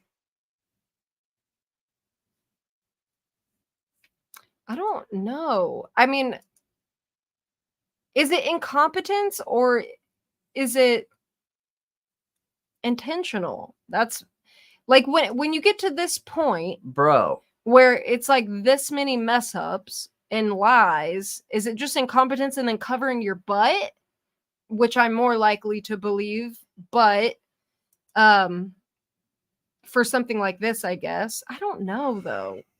To a point, when you have this many red flags, it makes you wonder. Is that a tag that we saw? A tag? Yeah. Look in the pocket right here. Watch, you'll see it right here. The white thing. Right there. Oh. Is that a tag? Well, yeah, it kind of looks like a tag, huh? What's that white thing on her wrist right there, though? Is there like a white cuff that comes out of it? Like, is it a jacket with white cuffs? Where 'Cause this oh, yeah, I see something white. It's a logo. Is it a logo? probably. Hmm.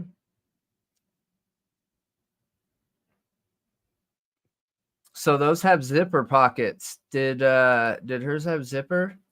Can we see that in there? Oh, I don't know, man. no, but we might be able to see it on the actual Grub Truck video. Yeah, it does look like a tag, actually. Yeah. I have wondered that too, Lana, if the other DNA sources were sperm. What is that in his hand? Is that a walkie?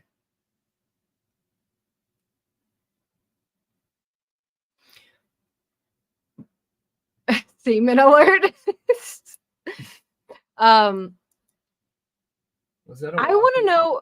I want to know the how blood, like how different bodily fluids degenerate when it comes to DNA. How quickly do they degenerate?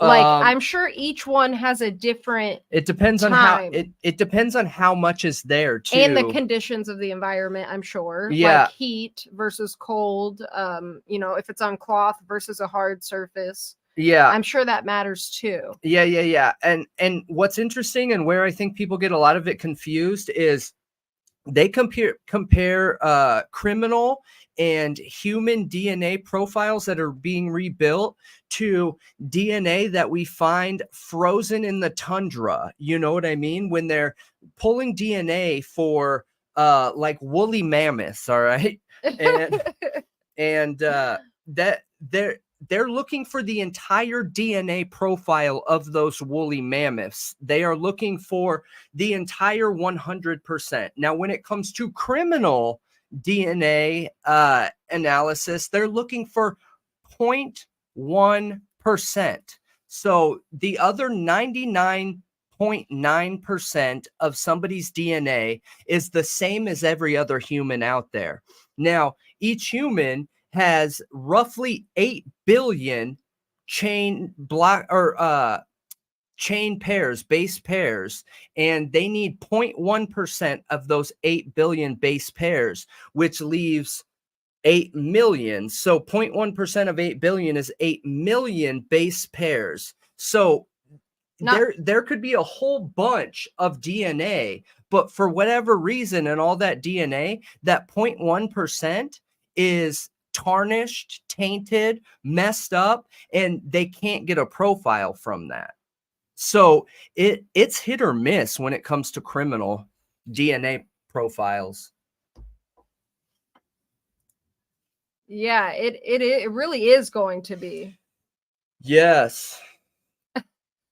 Yeah, what could go wrong with cloning woolly mammoths?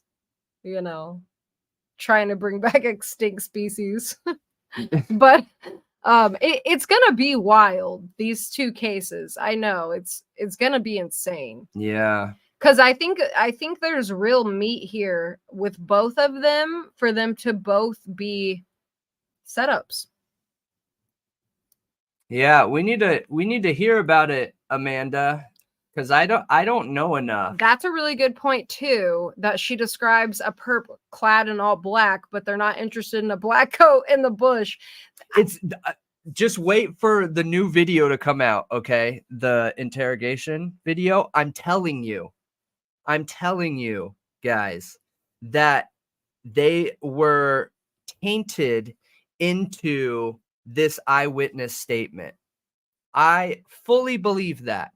We 100% have confirmation on Idaho's interrogation tactics. 100%. I think it would Wasn't it eye-opening? yeah, it was. I mean, crazy. I already kind of knew these tactics. I've watched a lot of interrogation videos. I just never looked at it the way you presented it, I guess. And And I feel like it was definitely eye-opening because I could go back to my memory of watching interrogation tapes and also being interrogated once in my life before. And like, yeah, that is exactly what they do. And I don't think it's beneficial. Yep. Because it's like 25% of confessions are false. Like, that's a horrible number. At least that's being graceful. Like that. I mean, that's giving them the benefit of the doubt. Is that 25%? We've heard some as high as 40 and 50% with the current techniques being used. And Dr. Moore is a grade A example of it. I know of how it can be misused. But even if it's not being misused in an illegal way, it can still be done so unethically. And it's kind of almost unethical at its core, the Reed technique. At its core, it's kind of unethical. The Reed? Yeah. Yeah. Yeah. Absolutely. It's unethical because they treat a conversation the same way that they treat an interrogation. It is absolutely unethical. So the same people that brought in Dr. Moore and said, hey, Moore, we just want to have a conversation with you and check this gun. He comes in to have a conversation with them, and they force a confession out of him. And we don't think that there could be leading questions with a conversation with Bethany Funk and Dylan Mortensen? Oh, no. I want to know what they were wearing when they were murdered, if they had their clothes on and not PJs that will blow the prosecution's case for their later time. Yeah, it absolutely will. Amanda, if you cover that case, let me know. I definitely want to see it. That's a good one. Yeah. Yay. That's awesome, Lana. I can't wait to see it. Yes. I so wish we could pry Vargas's mind. I know it. But trust me, I know. Yeah, but you know. The camera's doing that weird thing. Yeah. It's not blurring the background. Have a great night, Lana. Thanks for stopping by. We really appreciate you and all the work that you do. And yeah, for chatting with us. Yeah, absolutely. Keep up your good work. We appreciate you, and we're going to keep giving you a shout out. Hey, we want you to be the spotlight this week for the long form podcast. So we'll email you. Do you have an email on under your description? Here, check. I don't think she does, but I'll post ours in the chat. Yeah, shoot an email, and I'll send you like what we're doing to get other content creators out there. Which we know you don't. You got a ton of clout. We're just we see a lot of division in the community, and Brendan had the idea to highlight somebody in every podcast and ask them the question, why do you do what you do? Like, why is it important to you? And I don't know, just show that. Yeah. Well, it also benefits content creators too, because we're on every podcast platform too. And I think a lot of people in the true crime community, a lot of viewers prioritize podcast versus YouTube. So if we can bring more viewers over for the true crime community on YouTube and highlight some of our favorite creators at the same time, it's a win-win for everybody, in my opinion, you know? Yeah, it definitely is. So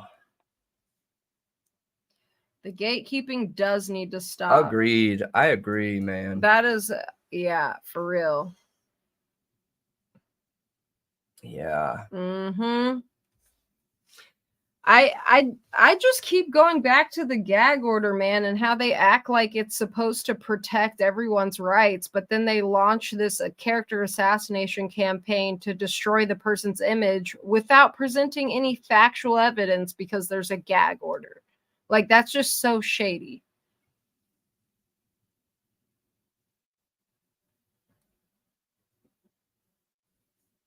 This was so funny. Oh. I'm also really tired of the media demonizing YouTubers and true crime sleuth. Yeah. Some people can't handle it. I do really good in situations like that. That door is interesting. Where's the other one?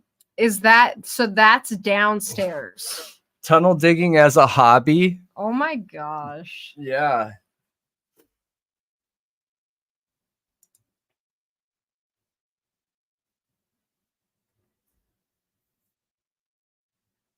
Oh, I don't know. Xena. I would So assume not, but I'm not sure. I don't think that's his actual name. His name was here, I wrote it down. And I've looked him up. I've looked into him. I don't believe it's the same person because I found his social medias. But I don't know. What was his name? It's Saeed A. Ali is that guy's actual name, but he gave the police a false name when they talked to him, and the cops didn't even say anything to them. After he walked away, they're like, "Oh, he gave us a fake name." But yeah, his name is Saeed. Yes. And I looked up his name, and you can find him on like one of the fraternities. He's a part of one of the frats. So he was posted in there. He graduated, and they posted something to their Instagram talking about him graduating.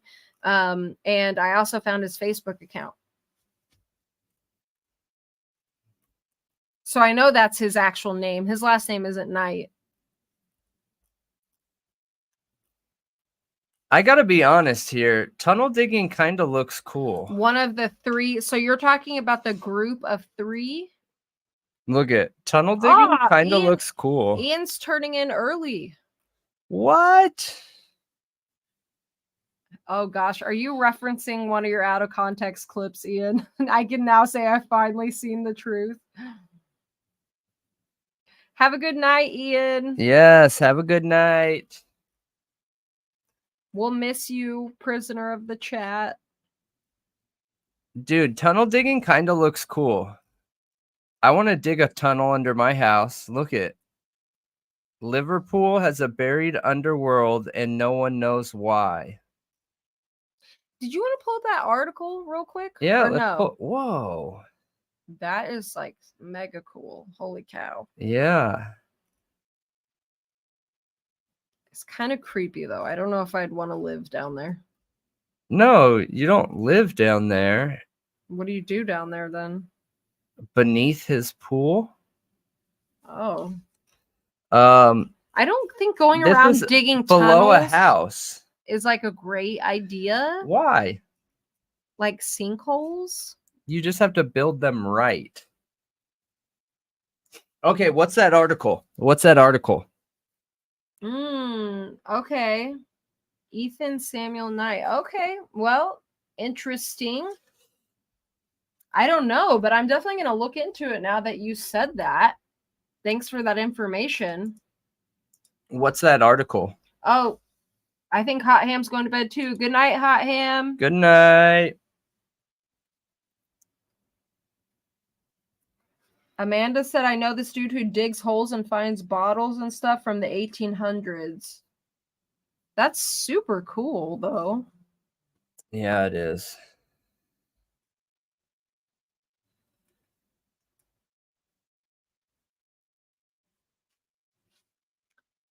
What were you asking me? What's that article? I sent it to you in the email. Okay, like I said many times.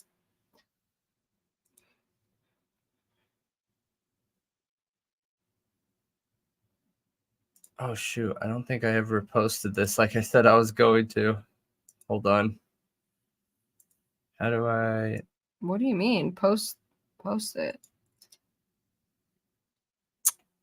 You just Googled his name and a shooting popped up, huh? Here, let me see. Ethan. That would be insane.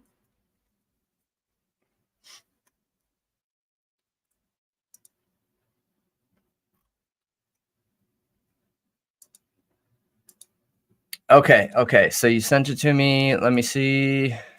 New BK evidence. Bam. Let's go.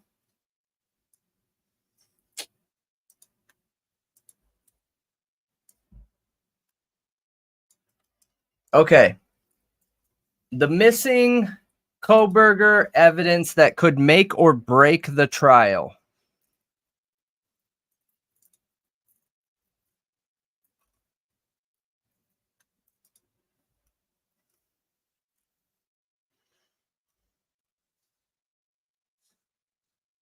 Have you already read this? Yeah. Okay.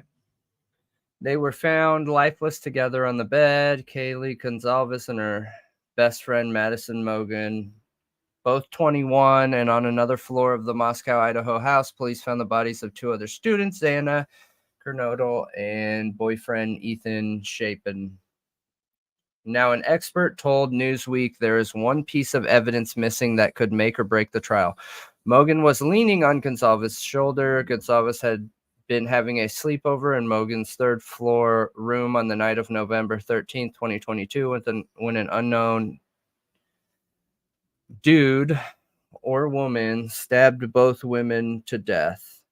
Yeah, CH, it is bad. But they also say things that are like, where did they get that?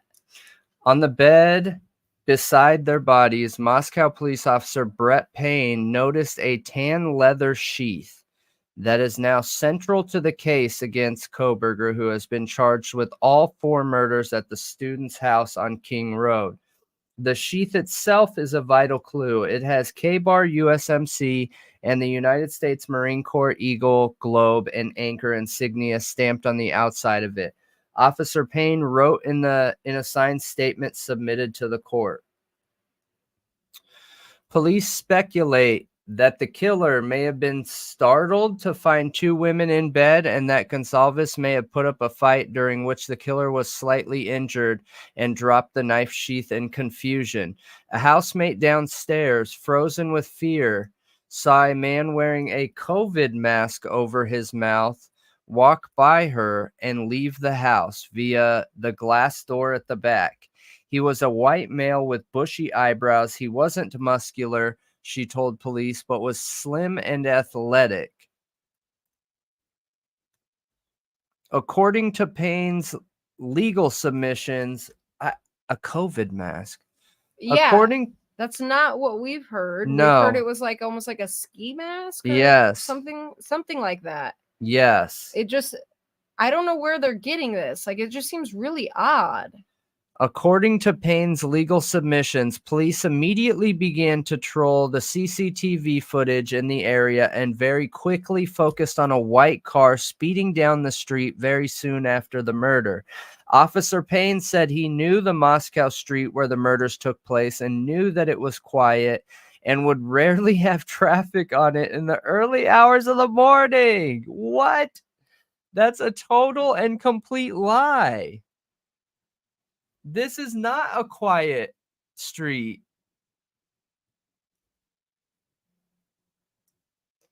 When they put all the videos together, a picture began to emerge. The car had no front plate number, which is required by law in Idaho, but not in some other states, such as Pennsylvania. The police took the video footage to an FBI officer who specializes in identifying vehicles. Not only was the officer an expert on types and makes of vehicles, but he also knew that there were regional differences in the same make of car. Sometimes a certain part may be used for cars sold in one part of America, but not in another. I mean, that's not true. That is not true at all. That's not how it works. You're not going to go buy one car in New York and then go to Washington and it's a different things on it. That's not true.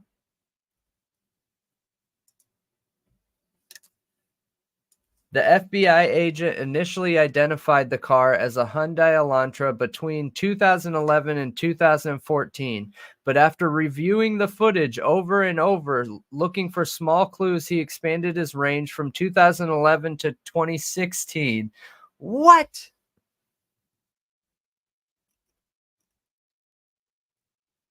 That's not...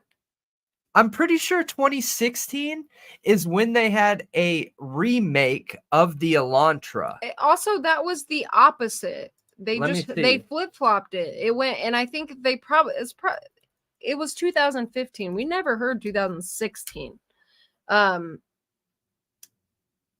That's flip-flopped. They changed it to the lesser years. No. Yeah, or to the No. higher years. Yeah, after they found Koberger's car, Yep. essentially. But I'm pretty sure that they redid the front end on the 2016, right? Yeah.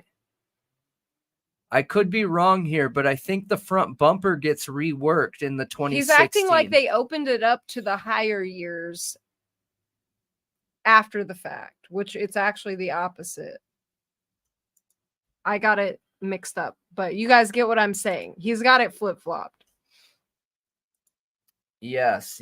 So while he was... Wait, where am I? Okay. So while he was doing that, Moscow police were studying the likely journey the car took after the murders. The car turned onto several other streets and then disappeared from CCTV footage. That led them to believe it had turned onto a ramp that would lead the driver on the road to Pullman in Washington State, another college town 10 minutes down the road. As Officer Payne observed, there were strong ties between the two towns, and students often traveled from one town to another to see each other.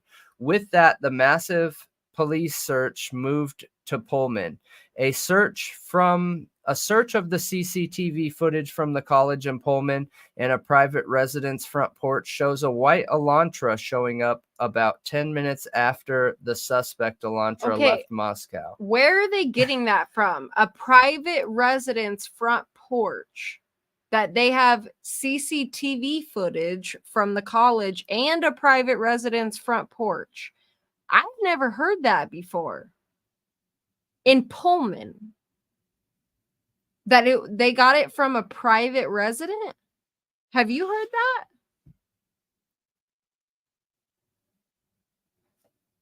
No. So where are they getting that from? Like, Well, are they literally just making crap up? They have to be. Who because is that, Tony? Who's Caroline? Because I think that they said that he left down the long way home. Yeah. So it wouldn't have been 10 minutes. Obviously not. And Amazon, Michael, they're saying he bought the K-Bar from Amazon. According to that article. Right. According to that article, they're saying that. Yeah. I've seen that from a few different places, though. Yeah. I'm pretty sure. It drives through several Pullman streets before disappearing from view. Eventually, Eventually, a Pullman police officer identified a white Elantra belonging to student Brian Koberger, originally from Pennsylvania. From the driveway, the officer could see that the car had no front license plate. Neither did the one in Colorado, you guys. I know. Just saying. I know. The one in Colorado also didn't have a front license plate. Wait. Is a front license plate required in Washington? Yes. Washington and Idaho, they have to have front license plates. Okay. Officer Payne ran a computer search and from Koberger's driver's license photo could see that he was a slim white male with bushy eyebrows. So this was the connection. He also pulled... Wait, but we know this was a call-in. Yeah. Oh my God. When was this article written? It was literally just released, like very recently. What? I know. Oh my gosh. Where's the date on it? This 10-7. So a couple days ago. You guys, this is making me feel like now that we are seeing the second round of character assassination. 100. This is what's going on.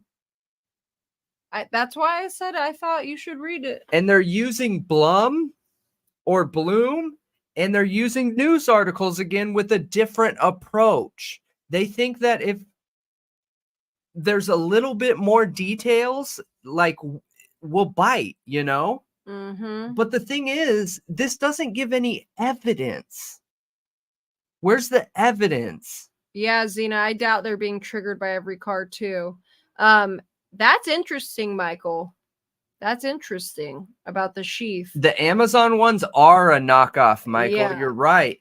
And what's interesting is that everyone's been talking so much trash on the K-bar knife and how it breaks so easily. But when you look at the actual military made An Irish reporter that have that, what's that called, that they do the folding of the metal? I forget what that's called, but the original military K-bar, it's supposed to be, that process is supposed to have been done so that it doesn't have snapping at a tip.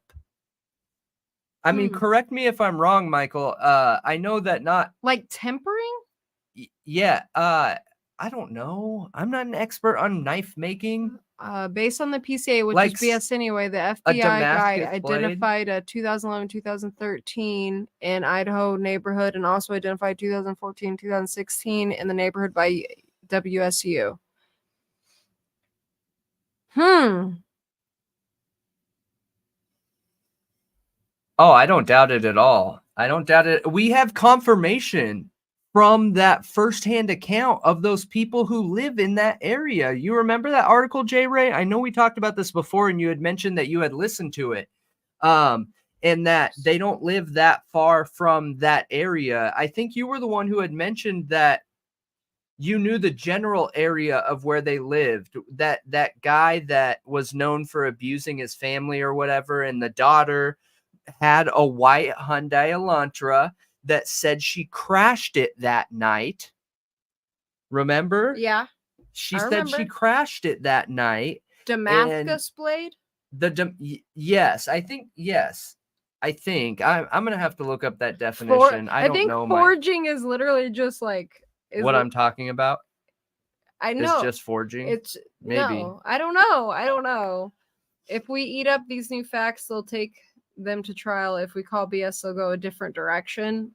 Yeah, maybe. But they aren't even facts. That's my issue, is like, that's interesting. I don't know. Dude, I want Brian Kohberger to be guilty, and I want them to present facts. I haven't seen any. Have you? No. In the last 3 days, so much has been dropped, but not one concrete thing. Not one. No, nothing concrete. But I think this is also a byproduct of the fact that he waived his right to a speedy trial. Everything slowed down to a standstill. So we're not getting constant updates anymore. We're not getting new information drops. You also have Steve going around causing mayhem in his own little way. Yeah. So I mean, I think people are just gonna speculate a lot more and try to sensationalize the case, keep it still alive. Maybe. Here. Sean O'Driscoll. I'm going to look this guy up real quick. It's possible. That's who it's written by. Sean O'Driscoll is a Newsweek senior crime and courts reporter based in Ireland. His focus is reporting on U.S. law. He has covered human rights and extremism extensively. He joined Newsweek in 2023 and previously worked for The Guardian, The New York Times, BBC, Vice, and others from the Middle East. He specialized in human rights issues in the Arabian Gulf and conducted a 3-month investigation into labor rights abuses for the New York Times. He was previously based in New York for 10 years. He is a graduate of Dublin City University and is a qualified New York attorney and Irish solicitor. You can get in touch with him Okay, I won't read his email. If you guys really want to email him, you can look it up. Interesting. He sounds super qualified, but then he does. why? He has Where is this lived in coming the from? he's lived in the US. He clearly stays up to date on US politics and things going on here. No.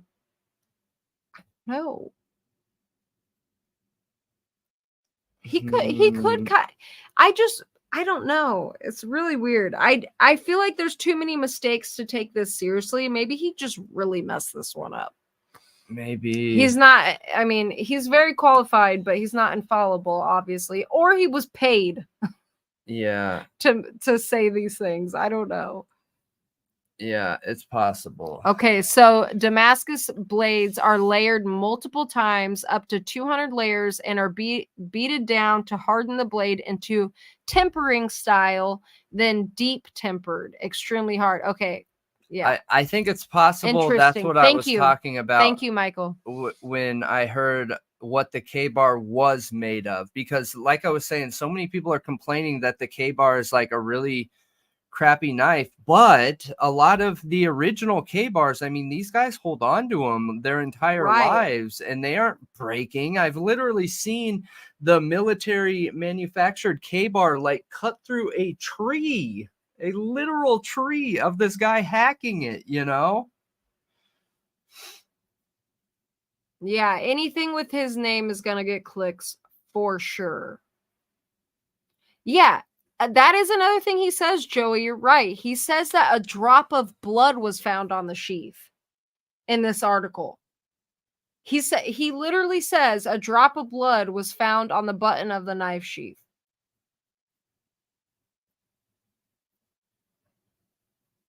Not all. Mine are. I have 5, but can get high steel number 10. Wow. Jeez. Yeah. It's really weird. Yeah. Okay, question. It was never stated. It was just done like whoop, whoop, you know? I think J Ray, you didn't say when they changed it. I don't have the exact date on it, but J Ray might be able to find that date. What's interesting though is that guy's supposed to be an expert, the FBI guy, whoever they're saying is. Then why could I find a difference between the cars and the pictures? Right. I am not an expert. Right. I'm obsessive. Well, but I'm not an expert. He says that actually, where does he say it? That cars, based on where you get them in the nation, are made with different things. That's not true. No, that is not true. No, there's different like with Honda Civics. There's like what is it? EX versus LX versus, you know, like there's several different kinds, but it's not based off where you live. No, it's how much you want to pay. It is. Yeah, it is. From the driveway, the officer could see that the car had no front license plate. Officer Payne ran a computer search and from Kohberger's driver's license could see that he was slim white male with bushy eyebrows. He also pulled Kohberger's phone number from the police computer. Kohberger had been stopped for speeding in Moscow and his phone number was in their computer system. I mean, his whole ID is in the computer system. You don't have a phone number on your ID? No. Then how is the phone number in their system? Well, maybe because he applied. I don't know. He just said that it's from the ticket. If a cop asked me to give them my phone number, I'd be like, nah, but thanks for asking. From there, the phone company was able to provide phone tower records, which can tell police where a person has traveled. To the police's dismay, the phone showed no record of being near the murder house that night. Payne believed Kohberger could have left the phone in Pullman where it had earlier pinged local towers, or he may have switched it to airplane mode and brought it with him to Moscow. Either way, Payne believed it pointed to someone who knew how to avoid detection. What? What? I mean, I do think that's true. That Payne believed that it. I It mean, they do pointed believe that. to how to Someone avoid that's detection. That's just they do believe that. I get it. I get it. If there's confirmation that Koberger was there, like a literal picture. Otherwise, that doesn't point to that. Well, no. I don't they do so this part's BS. The top part's BS. But I do think that Payne believes it points to someone who knew how to avoid detection with it being put in airplane mode. I've seen that argued a lot, which they have. I don't think they have proof that it actually got put into airplane mode. They only have proof that it wasn't connected to a tower. They have no proof of Right. what the phone was actually doing. Yeah. Right. You're right, J Ray. I'm clarifying on that. I was only talking about the second part where they believe. I don't know why it keeps highlighting the top part. This part.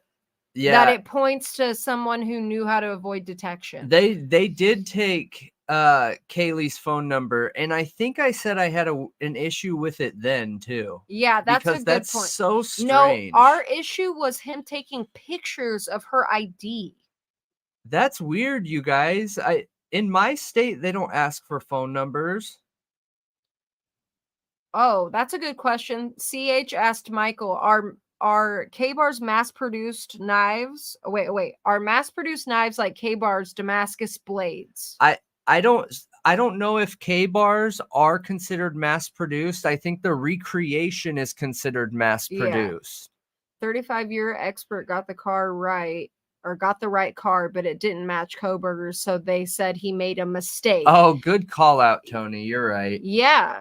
That's a good call out. For sure.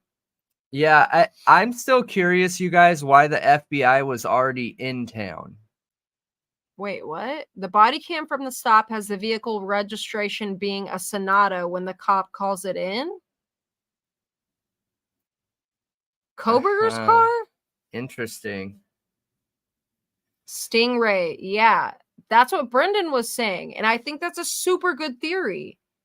That FBI agents were already in town. They had a Stingray, the equipment. Yeah. Set up. Yeah. I know a few people have brought that up, but man, they don't just flip on Stingrays for anything light. Yes, Joey, she did. She said she drove from Spokane to Moscow and that she didn't have any service in that in-between time of driving. Yeah, he did ask her for her phone number. You guys are right. You're right. There's evidence that they do that. I just think it's weird. I'm pretty sure I thought it was weird then, and I personally wouldn't give my phone number. I'm trying to think, have I ever been asked for my phone number? I haven't. I don't think I have either. I think that they ask if your address is correct on your ID, and then they're like, okay, you'll get this in the mail. They don't ask for phone numbers typically when I've been pulled over. Like, actually, I don't think I've ever been asked for a phone number. Yeah. Have you guys been asked for a phone number?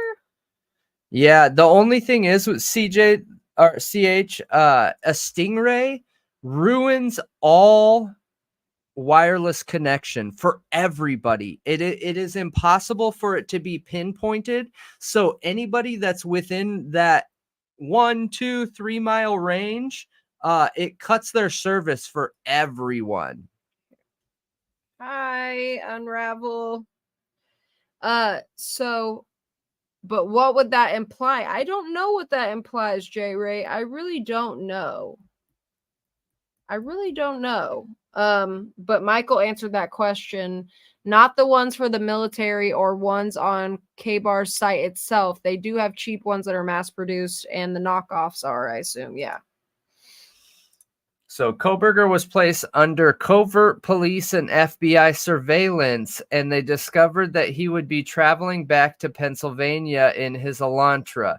Several teams were instructed to follow him across America and never let him out of their sight. Oh my gosh, you guys. Oh my gosh. They're Michael, just now coming out with this. Michael said no phone. Like he hasn't been asked for the phone number. I'm from Illinois too, unfortunately. Yeah. That cracked me up, Michael. That's Yeah. funny. But yeah, so he comes out and says that now they're saying that he was put under surveillance.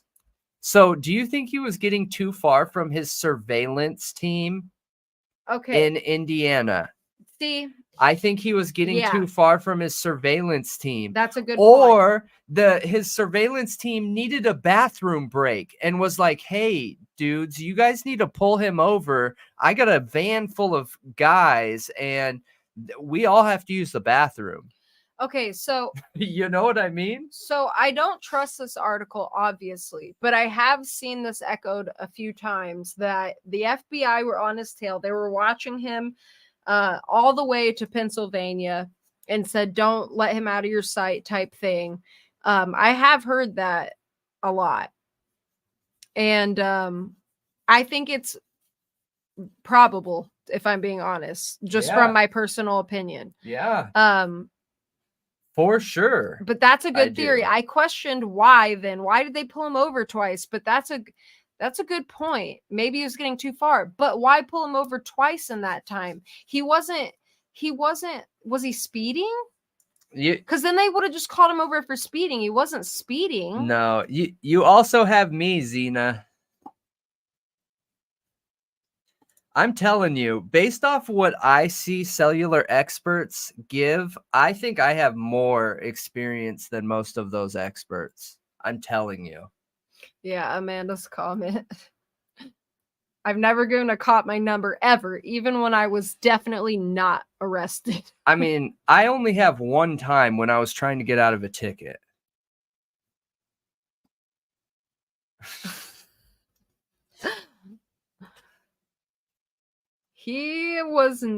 Right. They pulled him over for tailgating, but I don't believe he was actually He wasn't tailgating. Yeah. They should have just been honest, bro. Come on. I know. But somebody left a comment and said that they wanted him to leave, that they could have arrested him earlier and they wanted him to leave because there's some kind of stipulation where being transferred from one state to another removes bond. Have you heard that? What? So there's some kind of stipulation where when you're transferred from one state to another for like a capital crime or whatever, that you're not allowed to have bond. Oh, okay. So it forces him to be in jail the entire time. Yeah, but if he's suspected of doing a whatever, I'm messing up my words right now, of this crime of this magnitude, would he even get bond anyway? No. Oh, thank you, Xena. We're editing a follow-up right now because so many haters were replying to it and they're like, cell phone towers don't even matter because they have GPS or geolocation. But so we needed to do a follow-up video on it. And what's funny is that none of that is true. None of it's true. They actually prefer cell phone tower triangulation to anything else because it has less of a likelihood for mistake. So, and we show that in there. And I'm excited to take you guys through the FBI declassified documentation that somebody from the CIA, one of our secret contacts, called us and sent it to us. So, but what? No, he didn't. I still got the ticket in the mail.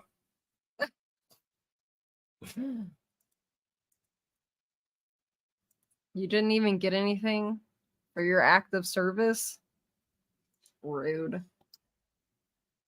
So, in an incident that is still clouded in mystery, a traffic policeman stopped Koberger's car and spoke to him briefly. Why say it like that? The officer was wearing a body cam, and Officer Payne was quickly able to review the video footage and establish that Kohberger had bushy eyebrows. What?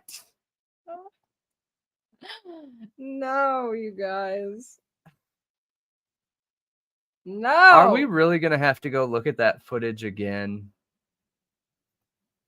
It was important for police to see what he looked like in real life and not simply rely on a driver's license photo. We still don't know if this was a genuine police stop or, given the speed with which the body cam footage was recovered, a police ploy to get a closer look at Kohberger. The knife sheath came back from touch DNA analysis. It was from a male. The police still didn't have Kohberger's DNA to compare to the knife sheath and didn't want to arouse Kohberger's suspicion, especially as they wanted to see if he would dispose of the knife somewhere on the drive across America. Oh. Are they just trying to muddy the waters? Is this like, there's gotta, I feel like almost there's paid disinformation plants out there to muddy the waters. Yeah, I was trying to make everybody confused. I'm telling you, you guys, I think this is the second phase of character assassination. I really do. Dude, straight up, the eyebrow police, J-Ray. They are the eyebrow police. They determine whose are bushy and whose are not. Dude. And that determines it if you committed a crime. Agreed. I think that they needed a bathroom break in Indiana. I bet you they had a van following him or something like that. What's that show we were watching on the CIA? It's that new show. I haven't finished it yet. Something happened where they needed their team to catch up. Yeah. But that show, you know what I'm talking about? It's based off a true story that we were watching, and it involved the CIA, and they get the girls, and the girls often die in the missions. Oh, dude, that show is amazing. And it's based off a true story. Not that it really has like anything to do with this, but, and I get there's gonna be drama added, okay? I know, Anne, it's so ridiculous. I'm glad it can make you laugh, though, in such a horrible topic. We gotta laugh here and there. So many people get so offended by us, like, laughing and having a good time when talking about, like, and obviously it's this right here. We try to be sensitive. This show is so good. If you guys haven't seen this, sorry, you gotta laugh sometimes. Yeah, I don't think my only point.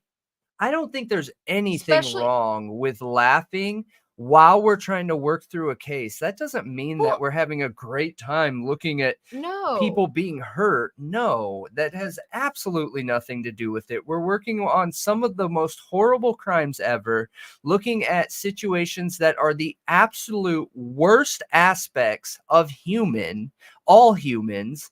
Some of the nastiest crimes, just the most disgusting stuff. There is no reason why you can't joke and hang out while you're figuring it out. That has absolutely nothing to do with respect or disrespect of anybody. No, and you have to laugh at the absurdity of this case. But yeah, this show, I feel like, I don't know, it's interesting watching how the CIA team works too. Like, and how, like, I don't know, it's just interesting. And it reminds me, like, it kind of reminds me of, you know how they got the team together to go get that guy near the border? Yeah. And it turned into a crap show. Yes. Where they open fire right there. Literally that part right here. Yep. Yes. I don't know. Something about it just reminded me of that a little bit. Yeah. Because if they're following him across country, they're going to have to stop at some point. Yes, there's no body cam footage. I'm curious why there's no footage of anything. And I'm not going tin hat with that, but like, dude, if you're a police department and you want to be labeled as the most inexperienced police department of all time, fine, don't record anything. But when you're housing, investigating, and working on the number one of the top 5 biggest cases with the most eyes on them around the world, and you don't record anything, you make huge mistakes everywhere, like, you guys, it brings so much doubt into this. I don't know, but if you guys haven't watched this show, Special Ops Lioness, it's good. Where was I? What was I on? I think there's plausibility there to them having to stop for a bathroom break or him getting too far away. Wouldn't it be funny if they got pulled over? Yeah, it is an amazing show. It's a super good show, Amanda. I really enjoy it. And it's not like, I'm not super into like military shows. Military shows, but I really like the show. Yeah. So like real quick, and we'll get back on topic. Well, I like the basis is I like World War II stuff. Yeah, like historical. Yeah. But the basis is for the last like 30 years, there was this CIA operations team where they had high profile terrorists that they wanted to take down, right? Like approved hits on, and getting men close to them wasn't possible. They weren't able to get white men or infiltrate their area for extremists because they didn't want their team doing any of those extreme tactics. So what they would do is recruit women and have those women get close to the terrorists' wives and then have those women conduct the hit. And it's based off a true story. It's based on a real life situation. And it's super interesting, man. Yes, J. Ray. That's what Brendan was saying that they were going to have Dylan do, is come in there as a witness and say, I saw those eyebrows. That's totally what they're going to do. That's the guy. Those are the eyebrows I saw that night. Yeah, it's super good. Yeah, it is something you can watch with a man and you'll still like it, Amanda. Yeah. It's on Amazon is where we watch it. It's on Prime. Okay. When he was back at the family home in Pennsylvania, he remained under 24-hour surveillance, and police saw him empty out the trash in the early hours of the morning. When he went back into the house, they carefully sifted through the garbage. There was no knife or anything incriminating. Xena, me too. All I think about when I hear eyebrows is Saeed too. Me too. Every time I think about them big old caterpillars. Yeah. He's got for real bushy eyebrows. Could he have dropped that jacket? Vans. Yeah, I know. And yeah, he called it out. He came from that direction too. Yep. So yeah, did he drop the jacket? I don't know. Yeah. What was it? Special Ops Lioness? Yeah, it's yep.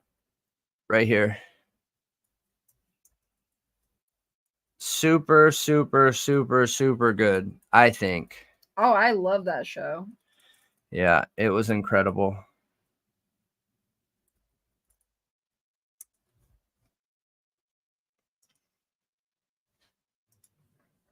Yeah, no problem, Amanda.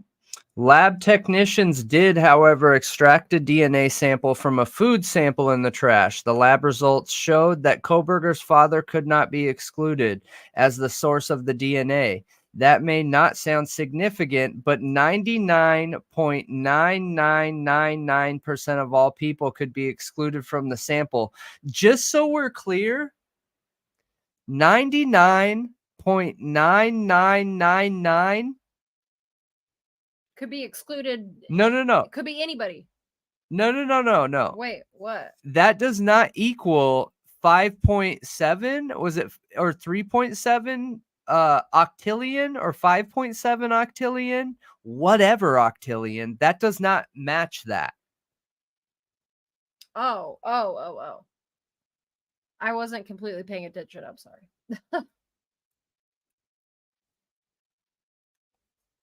Oh, that was his father's. Never mind. Retract that statement. From there, the police found that there was a family line to the Idaho knife sheath. Whoever touched the knife in Mogan's room was an offspring of Koberger's father. Koberger was soon arrested and remains in detention. However, there are still significant gaps in the investigation, and Koberger is entitled to a presumption of innocence. Police are still stuck on a major question. Where is the murder knife? Nobody knows. Documents released last week showed that police had been seeking all of Koberger's search records for the word knife, all of his wish lists on online shopping sites, and all of his online purchases in the hope of finding that he purchased a knife that matches the sheath found in the Idaho murder house. Amazon and other tech companies have handed over records, and those are now stored in the Moscow Police Department. Their contents are not publicly known. You know what's funny? So many people responded to our video where I said Apple does not give police information. And just to be clear, just to clarify, you guys, they do not give personal information to police unless they are absolutely forced by a warrant. A lot of times they will still deny it, and they have to get a special what's it called? Is it a grant something from a judge, and then Apple gives the data over, and they only give it encrypted with no key. Oh gosh. Yeah. Anne put him in a lineup with masks and say, "Can you identify the eyebrows?" Joey, you saw him in daytime body cam footage too, out front of the house with a backpack on. I didn't know that. Did you know that? No. Saeed with a backpack on out front of the house. Do you remember what footage it was? Because I would look. I want to see. I want to see too. Oh, and J Ray said 5.37 octillion or 5.73. Yeah, I don't remember. In what San Bernardino case? Where highlight? Oh, are you talking about the shooter, the mass shooter in San Bernardino? Oh, the military, or was he a cop or something like that? I forget his name. I don't remember, but yeah. The San Bernardino. CH said, touch the knife. Read that sentence again. Whoever touched the knife in Mogan's room. Whoever touched the knife in Mogan's room was an offspring of Koberger's father. Oh, is that what you're saying? Yeah. And that's why J Ray was like, surprise. Now you got to say, time to tell BK about his dad's first son from his senior year of high school. Throughout, month after month. One other thing I wanted to say too is, all these search warrants are coming out for social media stuff.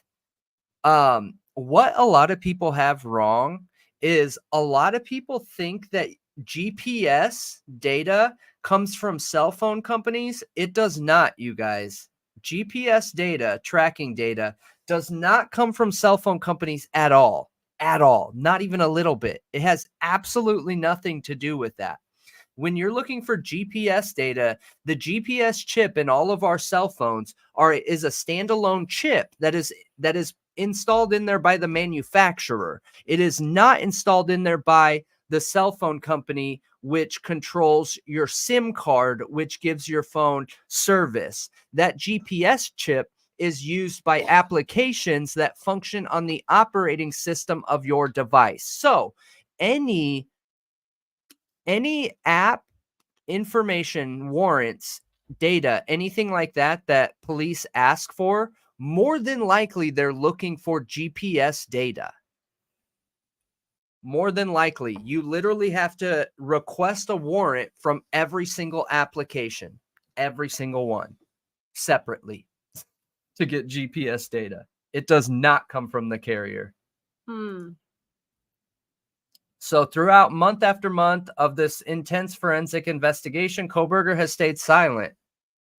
Well, yeah, he's in jail. He has not spoken to police in interviews and didn't enter a plea when asked to do so in court. Instead, a not guilty plea was entered on his behalf by the Idaho court. They only tried talking to him once. According to former federal prosecutor Niyama Ramani, and if I hacked that, I'm sorry, who is now president of the West Coast Trial Lawyers, the lack of murder weapon does not sink the case against Kohberger. Does not sink? What?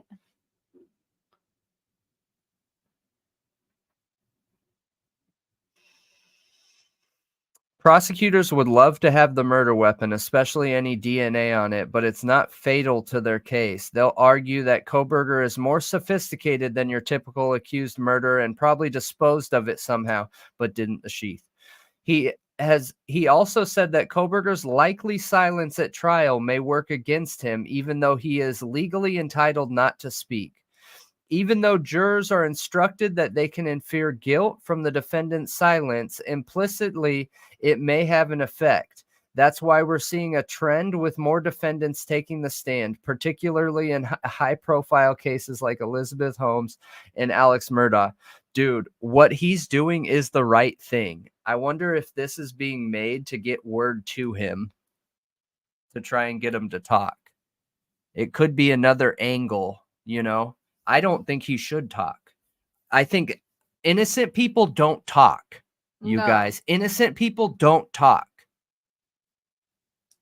No, because they listen to their lawyers. Exactly. And your lawyer's always going to tell you not to talk. Yep. So Joey said it's where they're walking up to the house and you see people in the second floor windows. Xana's, I believe. I'm going to have to dig. Yeah, we'll dig it out.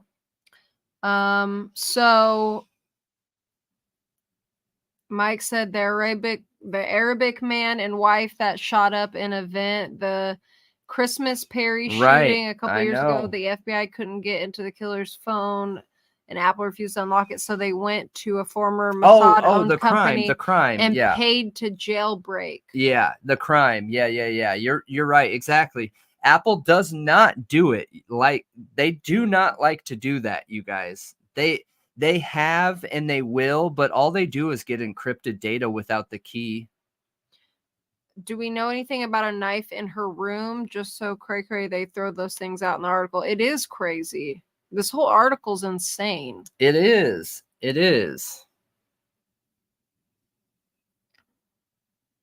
It's still, I have an extra phone with no service and Google still tells me how much and where I travel monthly. Yeah, you guys, that's exactly what I'm talking about. Is scary. Is GPS is not through your cell phone companies. It is not.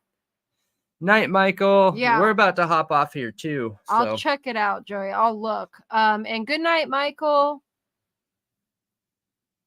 All right, you guys, I think that is it for tonight. That's pretty wild, Amanda. Tonight was a good one. We had Drip Drop stop by. We talked about his video a little bit. I feel like we could have gone deeper into it. Maybe we'll cover it the next time a little bit as well. But we were super stoked to have Drip Drop stop by and Lana from Truth and Transparency. So Drip Drop from Crime Circus and Crime Circus Cult. If you're an audio listener, check them out. They are amazing.